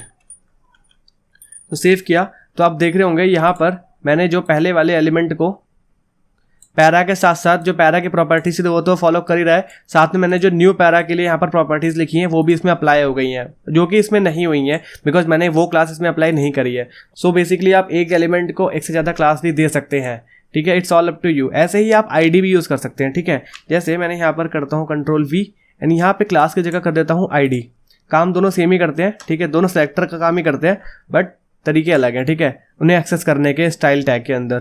तो यहाँ पे मैंने आईडी दे दी पैरा, तो पैरा नहीं देता हूँ, पैरा ऑलरेडी दिया हुआ है, यहाँ ले लेता हूँ पैरा1, ठीक है। इसको सेव कर लिया एंड ऊपर चलता हूँ और यहाँ पर जैसे मैंने डॉट लगाया है, डॉट के बदले मुझे यहाँ लगाना होगा हैश, एंड इसके बाद आप सिंपली यहाँ पर अपनी आईडी का नाम लिख सकते हैं। यहाँ मैं दे देता हूँ फॉन्ट कलर और यहाँ दे देता हूँ मैं इसको ब्लू, ठीक है। इसको सेव कर देता हूँ कि कुछ गलती है, सॉरी, फॉन्ट कलर नहीं, अब sorry, it should be colour, हाँ। तो अब ये देखिए यहाँ पर जो कलर है इसका वो ब्लू हो गया, ठीक है। तो इस तरीके से आप आईडी एंड क्लास दोनों का यहाँ पर एक्सेस कर सकते हैं। तो ये यूज होती है आपकी सिलेक्टर में, ठीक है, मतलब अपने एलिमेंट को सिलेक्ट करने के लिए। तो सीएसएस जब हम पढ़ रहे होंगे तो हम देखेंगे कि सीएसएस सिलेक्टर्स क्या क्या होते हैं, कैसे काम करते हैं, तब इसके बारे में डिटेल्स में जानेंगे, ठीक है। फिलहाल आप इतना देखिए कि एचटीएमएल में आपको क्लास यहाँ पर ऐड करनी होती है ताकि आप उस एलिमेंट को एक्सेसिबल बना पाएं, ताकि आप उसको सीएसएस में भी ऐड कर सकें एंड उसको आप उसके लिए आप जावास्क्रिप्ट का कोड भी लिख सकें, ठीक है। सो ये बेसिकली आपका होता है all about class and IDs. तो नेक्स्ट हम लोग बात करते हैं यहाँ पर आई फ्रेम्स के बारे में, ठीक है। आपने कभी देखा होगा कि आपके वेब पेज में एक अनदर वेब पेज जो है रेंडर हो रहा होता है छोटा सा साइड में कहीं पे, तो वो कैसे होता है, ठीक है। आपको अगर चाहते हैं कि आपको एक वेब पेज के अंदर एक दूसरा छोटा सा वेब पेज कहीं साइड में या कहीं सेंटर में डिस्प्ले कराना है, सो वो आप कैसे करेंगे, तो उसके लिए क्या करना होगा कि आपको यूज आते हैं आपके आई फ्रेम्स, ठीक है। एज द नेम सजेस्ट कि फ्रेम्स ऐड करने हैं हमें यहाँ पर, ठीक है। तो फ्रेम कैसे ऐड कर सकते हैं वो देखते हैं। तो फ्रेम ऐड करने के लिए आपको क्या करना होगा, जैसे मैं चाहता हूँ कि मैंने ये जो वेब पेज बनाया हुआ है, ठीक है, एक और मतलब मैंने यहाँ पर HTML डॉक्यूमेंट बनाया हुआ है, तो इसमें मुझे क्या करना है, यहाँ पर एक और लाइन ऐड कर देता हूँ और यहाँ लिख देता हूँ P hey I am a iframe. इसको सेव कर लिया, ठीक है। मैं चाहता हूं कि इस वेब पेज के अंदर एक कहीं सेंटर में कहीं साइड में जो है उस वाले वेब पेज को डिस्प्ले कराना है, तो वहाँ पे क्या करूँगा, आई फ्रेम यूज़ करूँगा एंड आई फ्रेम के अंदर, फिलहाल बड़ा कर लेता हूँ इसे, आई फ्रेम यूज़ करूँगा एंड आई फ्रेम के अंदर क्या करूँगा, यहाँ पर एक SRC होता है, ठीक है। SRC एट्रीब्यूट होता है कि SRC एट्रीब्यूट में आपको पाथ देना है। तो पाथ तो सिंपल है, मेरा पाथ सीधे यही था, welcome.html, ठीक है। उसका जो पाथ था वो तो उसी फोल्डर में है। इसके बाद उसकी हाइट देनी होती है कि आपको उसकी हाइट विड्थ क्या रखनी है, तो मुझे हाइट रखनी है उसकी 200, ठीक है। ऐसे ही आप इमेज में सेट कर सकते हैं इमेज की हाइट और विड्थ, एंड यहाँ पर जो है उसकी जो विड्थ है वो हो जाएगी मेरी 300, ठीक है। तो इस वजह, और उसके बाद टाइटल ले लेता हूँ, उसको कुछ टाइटल देना होगा, तो ले लेता हूँ माई वेलकम पेज, और इसके बाद इसको जो है क्लोज कर देता हूँ। तो इसको सेव कर लिया, ठीक है। तो अगर अब मैं आपको दिखाऊंगा तो यहाँ पर आप देखो कि आपका जो वेब पेज है वो दिख रहा है, ठीक है। इस वेब पेज में यही कंटेंट थे सीधे सीधे, यहाँ पर जो कंटेंट दिखाऊँ मैं, तो ये वेलकम कोड फॉर लाइफ, तो ये welcome to code for life आ रहा है and hey I am iframe जो है यहाँ पर डिस्प्ले हो रहा है। तो इस तरीके से आप जो है अलग अलग वेब पेज भी ऐड कर सकते हैं, ठीक है। सो ये तरीका होता है उसको ऐड करने का। अगर मुझे कुछ स्टाइल वगैरह देनी है, अगर मतलब जैसे मैं चाहता हूँ ये बॉर्डर जो दिख रहा है थोड़ा गंदा लग रहा है, तो इस बॉर्डर को हटाने के लिए क्या कर सकते हो आप, आपको पता ही है, सीधे आपको स्टाइलिंग करनी पड़ेगी इसकी। तो स्टाइलिंग के लिए स्टाइल एट्रीब्यूट को कॉल करो और यहाँ लिख लो बॉर्डर, और यहाँ पर लिख लो बॉर्डर दे दो इसमें नन, एंड इसको सेव कर दो।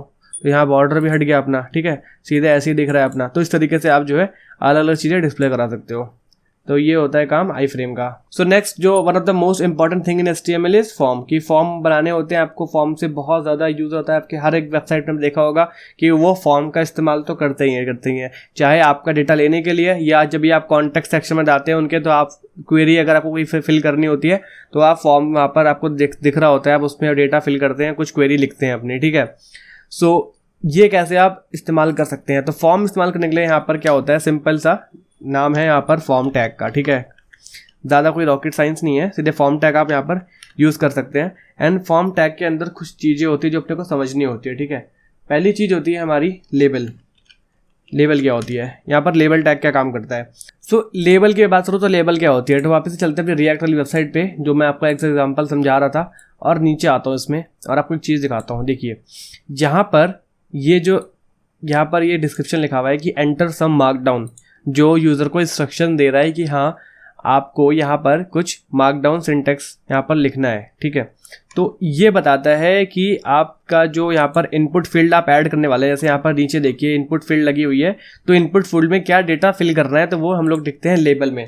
तो लेट्स से कि मैं एक फॉर्म बनाता हूँ जो कि एम्प्लॉय का डेटा कलेक्ट करने वाला है। तो यहाँ होने वाला है सबसे पहले नेम, तो यहाँ लिख देते हैं नेम, इसको सेव कर देते हैं। नेम के बाद क्या लूँगा, मैं यहाँ लूँगा इनपुट, तो उसके इनपुट लेता हूँ मैं इनपुट टैग से। और इनपुट टैग में एक एट्रीब्यूट जो होता है बहुत इंपॉर्टेंट होता है, वो होता है आपका टाइप, कि आप जो इनपुट लेने वाले हैं यूज़र से वो किस तरह का लेने वाले हैं। और इनपुट बहुत तरह के ले सकते हैं आप यूज़र से, ठीक है। आप चेकबॉक्स में ले सकते हैं, कलर इनपुट ले सकते हैं, डेट इनपुट ले सकते हैं, फाइल इनपुट ले सकते हैं, इमेज इनपुट ले सकते हैं, रेडियो बॉक्स बना सकते हैं, पासवर्ड बना सकते हैं, टेक्स्ट बना सकते हैं। बट अभी फिलहाल मेरे को चाहिए टेक्स्ट बना लिया, इसको सेव कर दिया और वापस चलते हैं वेब पेज पे। तो हमारा जो इनपुट फॉर्म है इसमें पहला हमने एलिमेंट ऐड कर दिया जो कि नेम नाम का है, बता रहा है कि यहाँ पर एक काम करते हैं, इसको और थोड़ा सही कर देते हैं। तो यहाँ लिख देते हैं एंटर योर नेम, इसको सेव कर देते हैं। तो यहाँ पर पता चल जाएगा हाँ भाई नेम ऐड करना है, ठीक है।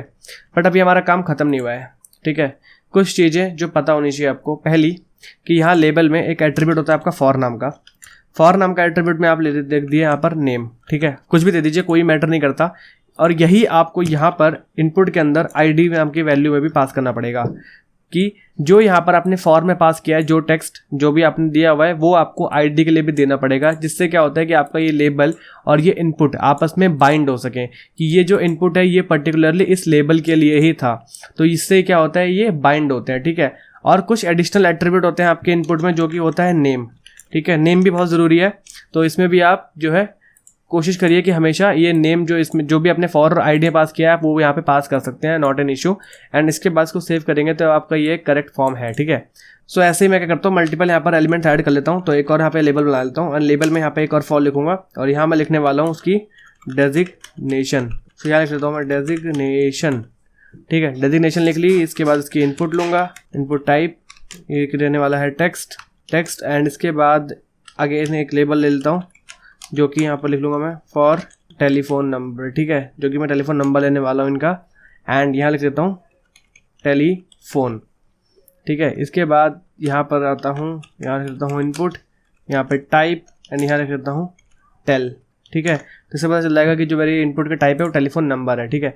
बट यहाँ पे आपको एक चीज़ करनी पड़ेगी कि आपके इनलाइन एलिमेंट्स होते हैं, तो यहाँ पे आपको हर एक के इनपुट के बाद यहाँ पे आपको BR टैग लगाना पड़ेगा।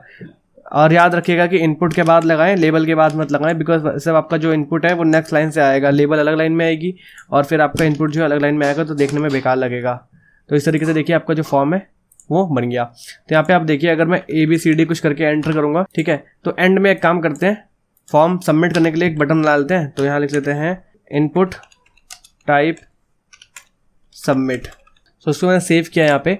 एंड यहाँ पे देखिए अब मैं यहाँ पर इनपुट डालता हूँ, तो यहाँ मैंने डाल दिया इनपुट एंड यहाँ पर ASD एंड यहाँ पर जो है मैं नंबर डालता हूँ, उसको सबमिट कर देता हूँ, तो मेरा फॉर्म जो है सबमिट हो गया, ठीक है। सो अब बात करते हैं कुछ इंपॉर्टेंट चीज़ों के बारे में कि आप इनपुट किस किस तरह के ले सकते हैं, ठीक है।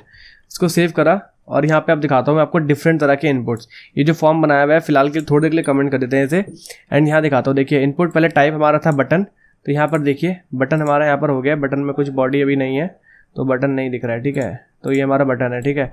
यहाँ पे हो गया अगेन चेकबॉक्स यहाँ पर ये लिखा हुआ है, ठीक है। चेकबॉक्स आपका ऐसे बनता है कि आपको चेक करना होता है चीज़ों को, मल्टीपल चीज़ें सेलेक्ट करनी होती है। फिर हमने अगला इनपुट लिया टाइप उसका कलर, तो इस पर क्लिक करेंगे तो आप यहाँ पर कलर सेलेक्ट कर सकते हैं। देन हमने लिया हुआ है डेट, तो डेट से आप यहाँ पर डेट सेलेक्ट कर सकते हैं। फिर हम लिया हुआ है डेट टाइम लोकल, ठीक है, जिसमें आप और एडिशनल डेट टाइम के साथ यहाँ पर जो है टाइम भी ले सकते हैं, ठीक है। सो नेक्स्ट आता है हमारा ईमेल। इसमें आपको ईमेल डालना होता है, ठीक है। अगर आपको ईमेल लेना है, अगर कोई और यूज़र यहाँ पर कुछ और इन्फॉर्मेशन डालेगा तो एक्सेप्ट नहीं करेगा। देन नेक्स्ट आता है आपका चूज़ फाइल भी आप जैसे क्लिक करेंगे फाइल के लिए यहाँ पर एक फाइल एक्सप्लोरर खुल जाएगा और आप यहाँ से फाइल इंसर्ट कर सकते हैं इसमें, ठीक है, अपलोड कर सकते हैं। देन आता है आपका मंथ, कि आपको मंथ के इनपुट लेने हैं तो आप इसके अकॉर्डिंगली इससे ले सकते हैं। देन आता है आपका नंबर, ठीक है, यहाँ पे आप न्यूमेरिक वैल्यूज़ को यहाँ पर इनपुट ले सकते हैं। ये देखिए जैसे आप यहाँ पे वैल्यूज़ को इनपुट ले सकते हैं, ठीक है। देन हमारा आता है अगला पासवर्ड। ठीक है, पासवर्ड में क्या होता है कि आप यहाँ पे देखिए कुछ भी टाइप करेंगे तो वो यहाँ पर जो है आपको स्टार स्टार दिखाएगा। ठीक है, जैसे पासवर्ड आप टाइप करते हैं उस तरीके से दिखाने वाला है ये। ठीक है, देन आता है आपका रेडियो। ठीक है, रेडियो में क्या होता है, आप यहाँ पर देखा होगा आपने, आप कभी जेंडर चूज करते हैं तो मेल फीमेल अदर का ऑप्शन आता है, तो आप मेल पे क्लिक करके वो आपका एक सर्कल सा होता है तो वो रेडियो बॉक्स होता है। ठीक है, देन अगला आता है हमारा रेंज। अगर आपको स्लाइडर बनाना है, लेट से आप कोई ई कॉमर्स वेबसाइट बना रहे हैं एंड आपको प्राइस के लिए फिल्टर लगाना है और स्लाइडर लगाने हैं, तो आप ये फिल्टर्स ऐसे और स्लाइडर्स लगा सकते हैं उसके लिए। ठीक है, देन हमारा नेक्स्ट आता है रिसेट। तो रिसेट किस लिए होता है, आपका जो भी आपकी फॉर्म वैल्यूज है उनको रिसेट करने के लिए होता है। देन नेक्स्ट हमने टेलीफोन यहाँ पर यूज़ कराई है, TEL, यहाँ पर आप टेलीफोन का इनपुट लेते हैं।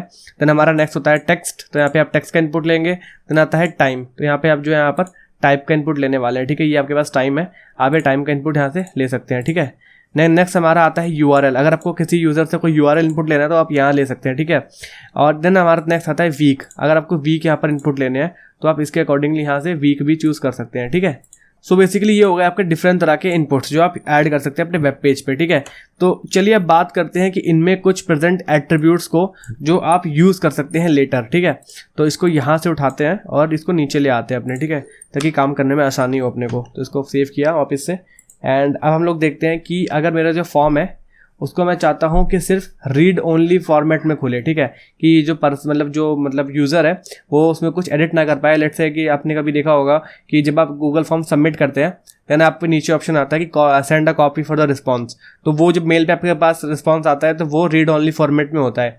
सो उसके लिए आप क्या कर सकते हैं कि जो आपकी इनपुट फील्ड है, ये जो आपने बनाई हुई है, इसमें आप एक एट्रीब्यूट जो है पास कर सकते हैं जो कि होता है आपका रीड ओनली। तो रीड ओनली पास कर देता हूँ एंड एक वैल्यू दे देता हूँ जो डिस्प्ले करने वाली है मेरे को। तो वैल्यू में बाय डिफॉल्ट इसमें डाल रहा हूँ जॉन। ठीक है, इसको सेव करा तो आप देखेंगे कि ये जो जॉन है ये मैं यहाँ पे टाइप नहीं कर सकता, यहाँ पे कुछ भी टाइप नहीं कर सकता, ये सिर्फ रीड ओनली फॉर्मेट में खुला हुआ है। ठीक है, तो रीड ओनली से ये फायदा होता है आपका। ठीक है, नेक्स्ट आता है आपका जो एट्रीब्यूट है वो है डिसेबल्ड एट्रीब्यूट। ठीक है, अगर मैं रीड ओनली हटा के यहाँ डिसेबल्ड कर देता हूँ तो ये देखिए ये जो फॉर्म का ऑप्शन है ये डिसेबल हो गया। ठीक है, ये अब अब बिहेव नहीं कर रहा है यहाँ पे कुछ भी, यहाँ पे एकदम लाइट हो गया ये, तो डिसेबल से ये यहाँ पर इफेक्ट आता है। ठीक है, नेक्स्ट आता है आपका मिन एंड मैक्स एट्रीब्यूट। ठीक है, मिन एंड मैक्स कैसे काम करते हैं, जैसे मैंने क्या करा, लेट से यहाँ पर मैंने एक इनपुट बनाया हुआ है, इसमें टाइप में मैं दे देता हूँ नंबर, एंड नंबर मैं चाहता हूँ कि एक सिलेक्टेड रेंज तक ही लूँ। ठीक है, मैं चाहता हूँ कि जो यूज़र है वो 1 से छोटा नंबर ना डाल पाए एंड यहाँ पे 5 से बड़ा नंबर ना डाल पाए, तो इसको सेव कर देता हूँ। ठीक है, और ये इनपुट टाइप सबमिट उठाकर नीचे ले आता हूँ, इसको सेव कर लेता हूँ। ठीक है, तो यहाँ पे अगर मैं यहाँ पर -2 डालूंगा और सबमिट करूंगा तो यहाँ मुझे एक यहाँ पर वार्निंग मिलेगी कि value must be greater than और इक्वल टू 1। ऐसे ही अगर मैं 5 से बड़ा नंबर डालूंगा, जैसे 8 डाला और सबमिट किया, तो value must be less than और इक्वल टू 5। तो इस तरीके से यहाँ पर कुछ चीज़ें ऑटोमेटिकली वैलिडेट हो जाती हैं। बाकी चीज़ों को वैलिडेट करने के लिए आपको रेगुलर एक्सप्रेशन की जरूरत पड़ती है, तो जब हम जावास्क्रिप्ट पढ़ेंगे तब हम आज देखेंगे रेगुलर एक्सप्रेशन कैसे काम करता है। एंड अगर आपको जावास्क्रिप्ट का कंप्लीट कोर्स चाहिए तो नीचे मैं डिस्क्रिप्शन में यहाँ पर प्लेलिस्ट का लिंक दे दूंगा, एंड जिसमें आप जाकर जावास्क्रिप्ट बिल्कुल बेसिक से लेकर एंड इंटरमीडिएट लेवल तक काफ़ी अच्छे से सीख सकते हैं। ठीक है, इसके बाद एक 1 वीडियो का कोर्स भी आने वाला है जिसमें आप जावास्क्रिप्ट में एकदम बेसिक से एकदम एडवांस लेवल तक पढ़ाऊंगा, जो कि इसी वीडियो की तरह हम लोग सारी चीज़ें हैंड्स ऑन करके देखेंगे। तो चलिए आते हैं वापस अपने टॉपिक पे, एंड यहाँ पर बात करते हैं प्लेस होल्डर की। ठीक है, जैसे आपने देखा होगा आप लोग कभी फॉर्म विजिट करने जाते हैं, जैसे मैंने देखी, अगर मैं आपको यहाँ पर जीमेल खोलूँ, ठीक है, एंड यहाँ पर आपको दिखाता हूँ मैं, तो यहाँ पे मैं आया और यहाँ पे देखिए यहाँ पर ईमेल और फ़ोन, यहाँ पर मुझे बता रहा है ऑलरेडी कि मुझे क्या इनपुट करना है। मैं इन दोनों में से कुछ एक इनपुट कर सकता हूँ। तो ऐसे अगर आपको बताना हो अपने यूज़र को कि क्या करना है तो मुझे यहाँ पर इतनी बड़ी लेबल देने की ज़रूरत नहीं है। मैं सिंपली क्या कर सकता हूँ, नेम लिख सकता हूँ, एंड यहाँ पर मैं अपना प्लेस होल्डर लिख सकता हूँ कि जो प्लेस को होल्ड करेगा। जनरली इसका मतलब ये होता है, तो यहाँ लिख दूंगा एंटर योर नेम। ठीक है, जो कि देखने में भी थोड़ा अच्छा लगता है। तो यहाँ मैंने प्लेस होल्डर जो है ऐड कर दिया, एंड यहाँ पे स्पेलिंग थोड़ा मिस्टेक हो गया, सो जैसे ये नहीं आ रहा है प्लेस होल्डर। ठीक है, सेव किया, यहाँ पर देखिए प्लेस होल्डर मिल गया मेरे को। जैसे आप हटाएंगे कुछ टाइप करेंगे आपका प्लेस होल्डर जो है हट जाएगा।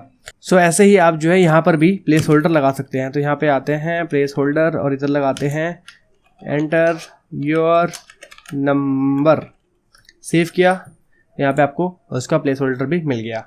तो इस तरीके से प्लेस होल्डर आ गया। अब आते हैं, जैसे देखिए मैं आपको एक चीज़ दिखाता हूँ कि अगर मैं यहाँ पर इन्फॉर्मेशन डालता हूँ ADE और टेलीफोन छोड़ देता हूँ और ये भी छोड़ देता हूँ और सबमिट कर देता हूँ। ठीक है, आपने देखा यहाँ पर क्या हुआ कि मैंने 2 इनपुट फुल खाली छोड़ दी। बट अगर आप चाहते हैं कि जो आपकी टेलीफोन फील्ड है वो रिक्वायर्ड फील्ड है, एंड यहाँ पे कुछ थोड़ा ऐड कर देते हैं, थोड़ा बेकार लग रहा है देखने में, लेबल यहाँ लेबल ऐड करता हूँ पहले मैं, लेबल फॉर, यहाँ देता हूँ नम, और यहाँ जो है लेबल जो है क्लोज करके यहाँ ले देता हूँ नंबर, ठीक है। और इधर लगा देता हूँ इसमें एक आईडी बाइंड करने के लिए, तो नम हो गया, ठीक है। तो अब देखिए, और इधर लगा देता हूँ इनपुट के बाद एक BR को सेव करा, अगला चला गया, ठीक है। अब यहाँ पर देखता हूँ, मैं आपको एक चीज़ दिखाता हूँ कि मैंने यहाँ पर रिफ्लेक्स लिखा, ठीक है, इसके अंदर डेजिग्नेशन में कुछ डाला और सबमिट कर दिया, फॉर्म सबमिट हो गया, कुछ वार्निंग नहीं आई कि आपने डेजिग्नेशन नहीं डाली या फिर नंबर नहीं डाला।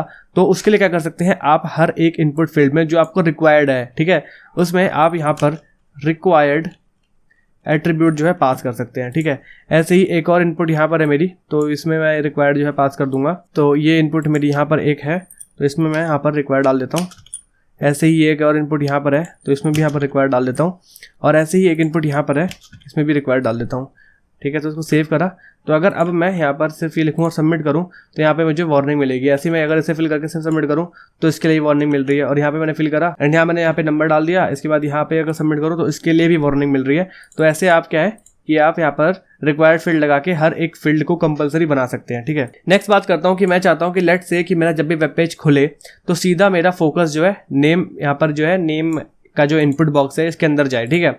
मतलब यहाँ पे सिर्फ कर्सर ऑटोमेटिकली ब्लिंक कर रहा हो यूजर को दिखाने के लिए, इंस्ट्रक्शन देने के लिए कि हाँ आपको यहाँ पर इनपुट यहाँ पर टाइप करना है, ठीक है। तो क्या कर सकता हूँ उसके लिए, यहाँ पर जो मेरा सबसे पहला टैग है, जो कि इनपुट टैग यहाँ पर बनाया हुआ है मैंने इसके लिए, अपने नेम के लिए, इसके अंदर आकर मैं इसके अंदर एक और एट्रीब्यूट जो है पास कर सकता हूँ, वो है ऑटो फोकस।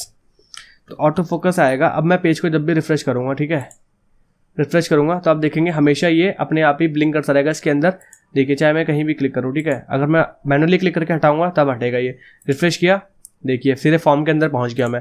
तो ये ऑटो फोकस एट्रीब्यूट है जो बहुत काम का एट्रीब्यूट है जो आप यूज़ कर सकते हैं। सो नेक्स्ट हम लोग बात करते हैं कुछ इंपॉर्टेंट टैग्स की जो कि आपके होते हैं, जैसे कि आपका फील्ड सेट टैग होता है आपका, और आपका होता है एक लीजेंड टैग। जैसे कि आप लोगों ने देखा होगा कि जैसे मैंने आपको ये भी जीमेल दिखाया था खोल के, तो यहाँ पर क्या करता हूँ मैं जीमेल खोल लेता हूँ वापस से दिखाने के लिए कि क्या एग्जाम्पल था। एग्जाम्पल को दोबारा देख लेते हैं एक बार। और यहाँ पर देखिए कि हो क्या रहा है, मैंने यहाँ पर ये देखिए ऐसा यहाँ पर कुछ स्क्वायर बॉक्स बन के आ रहा है एंड यहाँ पे मेरे को ये जो ईमेल और फ़ोन है ये ऊपर दिख रहे हैं, ठीक है। तो इस तरीके से अगर मेरे को फॉर्म अपना डिज़ाइन करना हो तो वो कैसे करूँगा, तो कुछ नहीं करना है आपको, ये सिंपली इसको जो ये जो आपका पूरा आपने फॉर्म बनाया हुआ है, आपको उसके ऊपर में एक बनाना है फील्ड सेट नाम का टैग एंड इसके अंदर फॉर्म को पूरा डाल देना है, ठीक है। तो यहाँ से उठा लेते हैं एंड इसके बाद इसको यहाँ पे पेस्ट कर देते हैं एंड जो भी आइटम आपको, मतलब जो भी टर्म जो भी यहाँ पर आप लिखना चाहते हैं, जो ईमेल और फ़ोन नंबर की जगह वहाँ पे लिखी हुई थी, वो आप लिख सकते हैं यहाँ पर लीजेंड टैग के अंदर। तो लीजेंड टैग के अंदर मैं लिख चाहता हूँ कि फॉर्म ट्यूटोरियल और सेव कर सकता हूँ, ठीक है। तो अब जो मेरा फॉर्म है वो देखिए एक बॉक्स के अंदर यहाँ पर दिख गया एंड यहाँ पर फॉर्म ट्यूटोरियल जो है मेरे को दिख रहा है, ठीक है। नेक्स्ट हम लोग बात करते हैं दो स्पेशल टाइप के इनपुट की जो आपके होते हैं radio box and check box. जैसे मैंने बताया कि अगर मेरे को यहाँ पर रेडियो बॉक्स लगाने हो या चेक बॉक्स लगाने हो तो वो कैसे लगाऊंगा, तो वापस से एक फॉर्म बना लेंगे अपन जल्दी से फटाक से एंड इधर इनपुट ले लेते हैं एक इनपुट एंड इसका टाइप दे देते हैं क्या, यहाँ पर देना होगा आपका रेडियो, ठीक है। जैसे हमने देखा था बहुत सारे टाइप के इनपुट एंड इसमें एक आईडी भी दे देंगे। तो आईडी बेसिकली होने वाली है वो कुछ नहीं होना, अपने को यहाँ लिखना है मेल, ठीक है, क्योंकि पहला ऑप्शन तो हमारा मेल रहेगा ना, तो मेल रहेगा। और इसके बाद हम लोग इसमें एक लेबल देने वाले हैं, तो लेबल जो रहेगी उसमें फॉर रहेगा एंड फॉर में जो आईडी रहेगी वो आईडी आप मेल रख लीजिए। इसके बाद इसमें रहेगा आपका मेल, ठीक है। मतलब मैंने इस बार इनपुट पहले इसलिए लिखा है बिकॉज पहले हमेशा आपको पता है कि रेडियो बॉक्स पहले आता है, उसके बाद जो है ऐसा कंटेंट लिखा होता है, तो इस वजह से मैंने इसको ऐसे लिखा हुआ है। तो मतलब कंफ्यूज होने की जरूरत नहीं है। इसमें आप नेम एट्रीब्यूट भी पास कर सकते हैं, इसके अंदर भी आप मेल पास कर सकते हैं, ठीक है। ऐसे ही आपको इसको कॉपी कर लेना है और इसको दो है यहाँ पर 2 टाइम्स कॉपी मैंने यहाँ पे पेस्ट कर लिया, ठीक है। तो यहाँ पे आपको यहाँ पे फीमेल ऐड कर दूंगा इसमें सीधे ऐसे ही, यहाँ नेम चेंज करके इसमें फीमेल कर दूंगा, ऐसे ही इसमें यहाँ पे फीमेल कर दूंगा।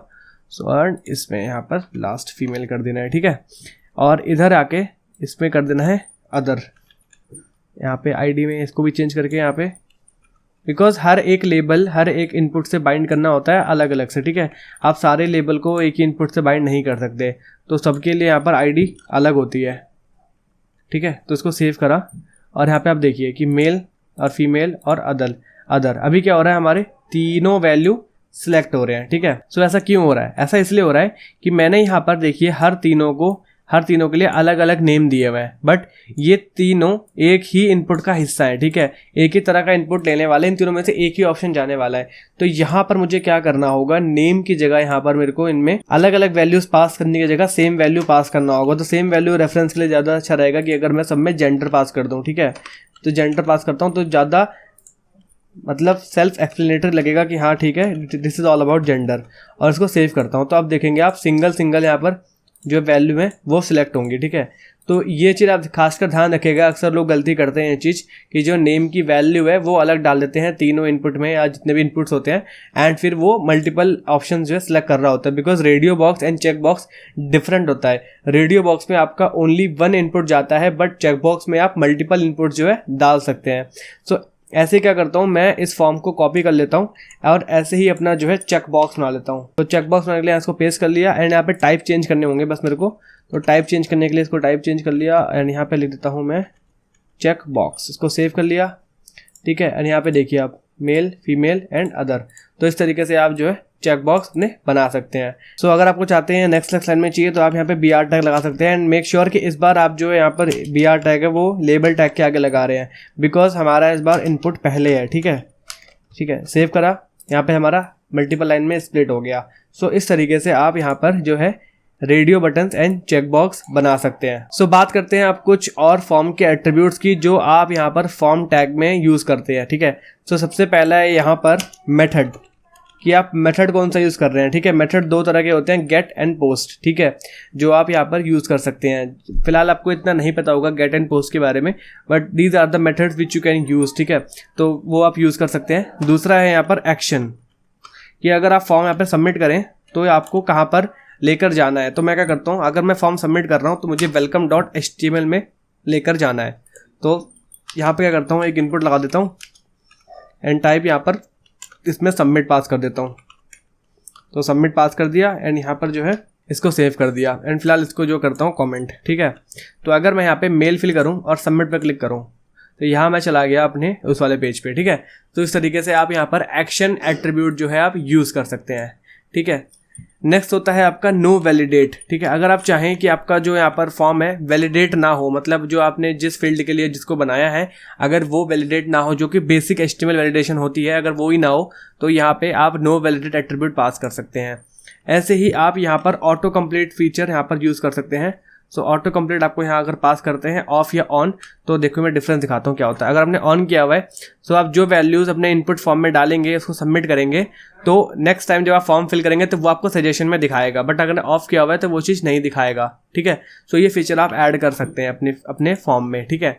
नेक्स्ट तरह का आपका जो इनपुट होता है वो होता है हमारा डेटा लिस्ट। तो डेटा लिस्ट यहाँ पर अगर समझनी है आपको तो क्या करते हैं, इसको कमेंट कर देते हैं। एंड डेटा लिस्ट के लिए क्या करना होगा, यहाँ पे बनाना होगा आपको एक फॉर्म, एंड फॉर्म बनाने के बाद यहाँ पे हम लोगों को लिखनी है एक इनपुट, तो जो कि हमारी लिस्ट होगी वो यहाँ पर ले रही है वेजिटेबल्स को, ठीक है।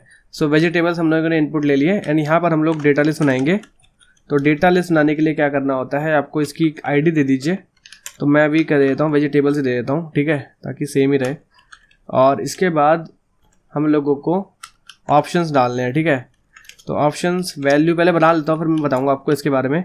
तो यहाँ हो गया पोटैटो, तो हमारी इनपुट लिस्ट आ गई, ठीक है। जैसे आप क्लिक करेंगे आपको ये देखिए ऑप्शन मिल रहे हैं, ठीक है। तो हो कैसे रहा है, पहले मैंने इनपुट लिस्ट बनाई जिसका मैं नाम दिया वेजिटेबल, एंड डेटा लिस्ट बनाई, ठीक है, ताकि इनपुट और डेटा लिस्ट आपस में बाइंड हो सकें, ठीक है। बाइंड करने के बाद मैंने यहाँ पर जो है ऑप्शन प्रोवाइड करे, एंड ऑप्शन में आपको वैल्यू एट्रीब्यूट में जो भी आपको ऑप्शन डिस्प्ले करवाने हैं यूजर को, यहाँ पर सजेशन टाइम में आप वो डिस्प्ले करा सकते हैं। पोटैटो, टोमेटो, ब्रिंजल, पीस मैंने फिलहाल ऐड करा हुआ है। तो इस तरीके से आप जो है डेटा लिस्ट भी बना सकते हैं, ठीक है। तो आई होप सो आपको ये वीडियो अच्छा लगा होगा। अगर वीडियो में कोई भी डाउट है तो आप नीचे कमेंट बॉक्स में पूछ सकते हैं। अगर आपको एक्सटर्नल क्वेरी है regarding the projects, placement, internships, तो आप नीचे दिए गए टेलीग्राम ग्रुप के लिंक को ज्वाइन करके यहाँ पर आप उसको क्वेरी को पूछ सकते हैं। सो अगर आपको ये वीडियो अच्छा लगा तो make sure you hit the like button and subscribe to our channel and share it to your friends, ताकि हम लोगों को भी मोटिवेशन मिलती रहे ऐसा ही कंटेंट आपके लिए लाते रहने की। सो अगली वीडियो में हम लोग बात करेंगे CSS के बारे में। जो CSS कोर्स है वो इंटायरली ऐसा ही हैंड्स ऑन होगा, हर एक चीज़ हम लोग डिस्कस करने वाले हैं, उसमें जानने वाले हैं कि काम कैसे करती है। सो तब तक के लिए thank you, have a nice day.